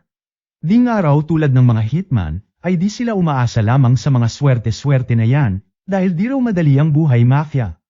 Lubos kinabahala na nga ito nila Xiaotang habang pinabulaanan naman ito ni Sakamoto, at parehas nga lang daw ito sa pagiging hitman, na kung iasa lamang sa swerte at pagkakataon ay nauunang namamatay. Sus, dami na iyong dada, ipakita nyo na lang, ribat naman ni Wutang sabay titig kay Xiaotang at sisiguraduhin niya raw na mababawi niya. Samantala, bagamat nababahala itong si Shin at wala pa rin ng alam sa rules ng mga laro sa kasino ay rekta na nga itong pumunta sa isang table, bahala na nga raw at pumapatak ang oras ng kanilang pastahan. Napansin na nga ito ni Kalbo pati ng ibang mga sugarol na lahat na pangiti, pagkat mukhang wala raw alam ang binata na siyang masasamantala nila, na siyang kinabuisit naman ni Shin at naririnig niya nga lahat ng iniisip ng mga ito. Lubos ng problema na nga si Shin sa kanyang gagawin, sabay pagdating pa nitong si Xiaotang na mas kinabuisit niya dahil kulang na lang magdala ng megaphone sa lakas ng boses at sinabing bakit naglalaro daw siya sa di pa naman pala daw niya alam ang rules ng nilalaro niya. Tumahimik ka nga sa kinuha nga nila cellphones natin kaya di ako maka-research, ribat na nga ni Shin sa dalaga. Tsaka pwede mo naman ibulong sakin, sasabihin mo lakas mong mangpahiyang hype ka, dagdag pa nga ng binata. Away-away na nga ang dalawa habang natawa naman sila Kalbo at mas nakumpirmang walang alam sa sugal ang binata, hanggang sa aksidenteng makita nito ang cards ni Shin na siyang kinagulat nito dahil magagandang baraha. Imbes na umatras ay ngiting durudamanyo na naman nga ang mga ito at plinanong e-bluff si Shin. Sa gulat ng mga tanga ay nag-all-in ang binata, at di nga raw gagana ang pangbabluff nila sa kanya, hanggang sa ipakita na nga lang ang sunod-sunod na pagkapanalo ni Shin at umabot na nga sa 22 milyon ang napanalong chips nito. Samantala, roulette naman ang netripang laruin ni Sakamoto, kung saan nagtira nga lang ito ng isang chip at itinaya ang lahat ng kanyang chip sa kulay pula. Natawa na nga lang ang bantay at napakatanga raw ng ating bida, at lingid nga raw sa kaalaman ng lahat ay nakokontrol nila ang resulta sa pamamagitan ng isang magnet. Nang bandang dadayain na ang ating bida ay bigla na nga lang nitong pinitik ang chips at ipinatama sa roleta, na siyang nagresulta sa pagkapanalo nito, at lubos kinagulat ng kalaban at paano raw nangyari. Agad ibinalita na nga ito ng mga kalaban kay Wutang at mukhang nandadaya raw ang ating mga bida. Hayaan mo sila, ika naman ni Wutang at inasahan ng araw niya na mangyayari ito, sabay muling nag-focus sa kanyang laro at tila ba may binibilang. Dito na nga ito ibinida ng kanyang mga kasamahan at tinawag na counting, na isang napakataas na skill pagdating sa larong blackjack. Walang ano-ano'y nalipat na nga ang eksena sa nakaraan ni Wutang, noong mga panahong binubuli ito ng iba nilang kaklan dahil sa talino nito, na wala naman daw ambag sa pagiging mafia nila at napakalampa naman daw. To the rescue naman itong si Xiaotang na anak ng kanilang clan leader na siyang kinatatakutan ng ibang bata, na siyang una nilang pagkikita. Nagtaka naman si Xiaotang kung bakit di daw lumalaban itong si Wutang. Rason naman ng binata na di naman daw sa lahat ng oras ay paglaban ang solusyon sa mga bagay-bagay, tsaka sa sitwasyon daw kanina ay ito ang pinakamagandang gawin, na sa isip-isip ni Wutang ay napakawalang kwentang rason. Nagulat na nga lang ang binata nang mamangha si Xiaotang sa kanyang sinabi, at napakatalino nga raw ni Wutang. Sabi nga raw ng erpat niya ay iba-iba ang taglay na galing ng bawat tao, at sa kaso nga raw ni Wutang, ay mukhang talino daw ang lamang nito sa iba. Lubos kinatuwa na nga ito ni Wutang, at sa unang pagkakataon daw sa buhay niya ay naramdaman niyang bilong siya at tanggap. At simula noon ay ipinangakong gagalingan niya ng makaangat sa taas at masamahan si Xiaotang balang araw. Siyang tunay nga ay natupad ito ni Wutang at tinaguri ang utak ng kanilang organisasyon. Di nga raw masusukat ang utang na loob niya sa organisasyon, kaya sisiguraduhin niyang tatapusin lahat ng hahadlang sa kasiyahan at kapayapaan ni Lady Xiaotang. Makalipas ang isang oras ay muli nang nagkita ang magkabilang panig, Ngunit walang nanalo dahil parehas lamang ang nakuhang chips ng magkalabang grupo. Di na masama para sa grupo ng mga tanga, banat na nga ni Wutang sa ating mga bida, sabay iminungkahi na para malaman nila kung sino ang panalo, ay idaan na lamang nila sa poker ang huling laban. Pinabatid naman ng ating mga bida na hindi sila marunong mag-poker, kaya napasasmerisep na lamang si Wutang at nagtanong kung ano raw bang laro ang alam nilang mga hype sila. Kalaunan ay pinakita na nga lang na napagdesisyonan nilang laruin ay unggoy-unggoyen, at ang team na kababagsakan ng Joker sa huli ay matatalo. Happy-happy na nga ang ating mga bida lalo na itong si Shin at pabor daw sa kanya ang larong ito lalo na at nababasa niya ang isip ng mga kalaban, at sure ball nasa pinakanyerbyuso ang baraha ng Joker. Ay hype ka talaga Xiao Tang, ika na nga lang ni Shin nang makita ang dalaga na halatang halata, na siyang nagpangiti rin kay Wutang at di peren daw nagbabago si Lady Xiao Tang. Imbes na samantalahin nga ay kinuha pa ni Wutang ang Joker mula kay Xiao Tang at iba rin talaga tama nito sa bida nating dalaga. Nang si Shin na nga ang titira ay naisipan na nitong gamitin ang kanyang mind reading skill, ngunit lubos na gulat ng kausapin ni Wutang sa isip niya at alam pala ang kanyang kakayahan. Dito na nga siya nito tinadtad ng pagkarami-raming impormasyon na siya nang nag-overload sa isip ng binata, na tila ba nagmistulang tumingin sa araw gamit ang isang magnifying glass, ayon di kinaya ng isip ni Shin hanggang sa tuluyang nahimatay. Nagpatuloy na nga ang kanilang laro nang wala si Shin, kaya todo effort na sa pagdiskarte itong bida natin. Pares dito, pares doon, hanggang sa natira na lamang ay sila Sakamoto at Wutang. Napangiti na nga ang kalaban at abot kamay na raw niya ang tagumpay, ngunit nang kukunin na ang huling baraha mula kay Sakamoto ay nagmungtanga lamang, at di magawang mahugat sa sobrang lakas ng paghawak ni Sakamoto. Bigla na nga itong pinagpalit ni Sakamoto sabay bitaw sa tanga ayon tumilapo ng hawak ang Joker. Dahil dito ay may pag-asa pa si Sakamoto na manalo, ngunit bigla na lamang sumausaw ang mga goons ni Wutang, na tinutukan na nga ng baril si Sakamoto, maging si Wutang na lubos nitong kinagulat at ano raw ang ibig sabihin nito. Dami mong pasakalyeng hype ka, wala pa nga kaming tulog mula biyaheng Japan, ni Pasnak wala pang kuripot ka. Tas ngayon mang tanga ka pang nakikipaglaro ng unggoy-unggoy na buwisit ka, mafia tayo tas ganyan asta mo, pag may gusto tayo, agad-agad kinukuha natin, wala nang pasakalye pa. Lahat na nga ng kasamahan nito ay sumang-ayon, habang nabahala naman sila Xiao Tang sa kinahahantungan ng sitwasyon. Wala namang magawa si Wutang kundi mapa-flashback na lamang at ganitong-ganito raw noong bata pa siya, at tila ba nasayang lamang lahat ng paghihirap niya at mamamatay lamang sa ganitong paraan. Nang bandang susuko na nga ito sa life ay sumingit na itong si Sakamoto, at tinanong siya kung basta na lamang daw ba itong susuko, at kala daw ba niya papa-impress ito sa lablab niyang si Xiao Tang. Natigilan naman si Wutang at tinamaan sa sinabi ni Sakamoto, sabay kunwaring rason na huwag daw siyang pinangungunahan ng ating bida, at plano nga raw niya itong lahat, dahil una pa lamang ay plinantahan niya na raw ng bomba ang bawat baril na sisabog kapag kinalabit ang getilyo. Natigilan na nga ang mga tanga sa sanabi ni Wutang at natakot na baka totoo ang sinasabi nito, kaya naman sinamantala na ito ng ating mga bida at isa-isang binanatan ang mga kalaban. Sapak dito, balibag doon, abat may pa-baseball pa nga itong si Sakamoto na nagpatambas sa karamihan ng mga tanga. Kalaunan ay nagpaputok naman ng baril itong si Wutang, at isa raw sa pinakamahalagang skill sa sugal ay bluffing, na di nga inakala ni Sakamotong nagsinungaling lamang tungkol sa bomba ng mga baril. Pinabatid naman ni Wutang na talo siya sa kanilang laban, lalo na at muntik niyang mailagay sa kapahamakan si Lady Xiao Tang, di niya nga raw deserve na protektahan ito. Agad naman itong binara ni Sakamoto at wala raw makapagsasabi kung ano ang deserve ng isang tao, ngunit alam niya raw ang pakiramdam ng may gusto kang protektahang mahal mo sa buhay. Napangiti na nga lang si Wutang, sabay pakita kinabukasan na nasa tindahan na ito nila Sakamoto, at as per usapan na raw nila ay sasabihin niya ang impormasyon tungkol sa taong naglagay ng bounty sa ulo ng ating bida. Pinagtripan na nga ito nila Shin at parehas nandito naman na daw ay tumulong ng magtrabaho sa kanila, at kasalanan nga raw nito kung bakit marami silang naiwang trabaho kahapon. Bagamat nahihiya ay wala naman ang naging choice si Wutang, at habang nagtatrabaho ay sinabi na ngang si Slur daw ang may pakana ng nasabing bounty. So sino ba yang Slur na yan? Tanong na nga nila Shin dito. Ayon naman kay Wutang ay wala nga raw nakakaalam ng pagkakakilanlan ni Slur, na kinabuisit naman nila Xiao Tang at wala rin daw palang kwenta ang impormasyon nito, sayang oras din at may pakasino-kasino pa itong nalalaman kahapon.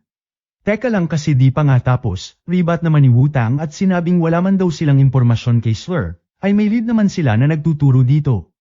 Ilang araw pa lamang ang nakakalipas, ay may patayan daw na nangyari sa isang kulungan parting Southeast Asia.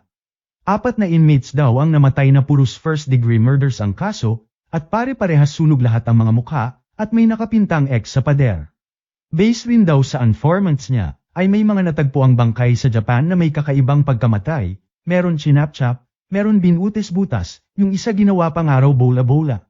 Lahat ay tinuturong kagagawa ng mga inmates na sinasabing patay na, at sa nakikita raw nila ay buhay ang mga ito at pineki lamang ang kanilang mga pagkamatay at lahat nagtatago sa Japan. Siyang tunay nga ay pinakita ang mga ito na magkakasama sa isang mall, si So na may 64 ng naging biktima, si Dump na may naging 180 ng biktima, si Minimalist naman na 370 ang biktima, at si Apart na suma total 206 na ang naging biktima. Walang ano-ano'y dumating naman sa eksena itong si Boy Reindeer, na agad sinalubong ng tanong ng mga ito kung bakit sila pinalaya. Wala nang ang paligoy-ligoy na sinabi ni Boy Reindeer na kailangan niya sila para patayin ang nasa listahan na ibinigay nito, at problema nga raw nila sa kanilang organisasyon. Natawa naman ang isa sa mga ito at paanoong naging problema raw nila ang isang matabang lalaki na katulad ni Sakamoto. Agad binara naman ito ni Boy Reindeer at huwag nga raw nilang mamaliitin ang mga taong nasa listahan, at baka yun pa raw ang maging katapusan nila. Tila nabuisit naman si Minimalist sa kanyang narinig, kaya sinampolan ang table na nasa kanyang harap, at bigyan nga lang daw sila ng 1 buwan, at siguraduhing pag natapos nila ay abutan daw sila ng panibagong listahan ng papatayin, o kung hindi ay papatayin daw nila lahat ng tao sa Japan. Samantala, pilit pagkumbinsi naman itong si Wutang na delikado raw ang mga taong nabanggit niya, at mas mabuting tumakas na nga lang raw sila habang may oras pa. Sa gulat ng binata ay tila mas naging disidido patuloy ang ating mga bida, at mukhang may makukuha raw silang impormasyon sa nasabing mga kriminal. Di nyo ba narinig mga sinabi ko, malala pa sa hitman at mafia ang makakaharap nyo, literal na mga baliw at psycho ang mga hayop na ito, pagkabahala na nga ni Wutang sa kanilang sitwasyon. E di mas lalong rason para huwag silang basta na lamang injahin at pabayaan, ika na nga ni Sakamoto. Papansin na rin Lods ng like at subscribe ko, salamat.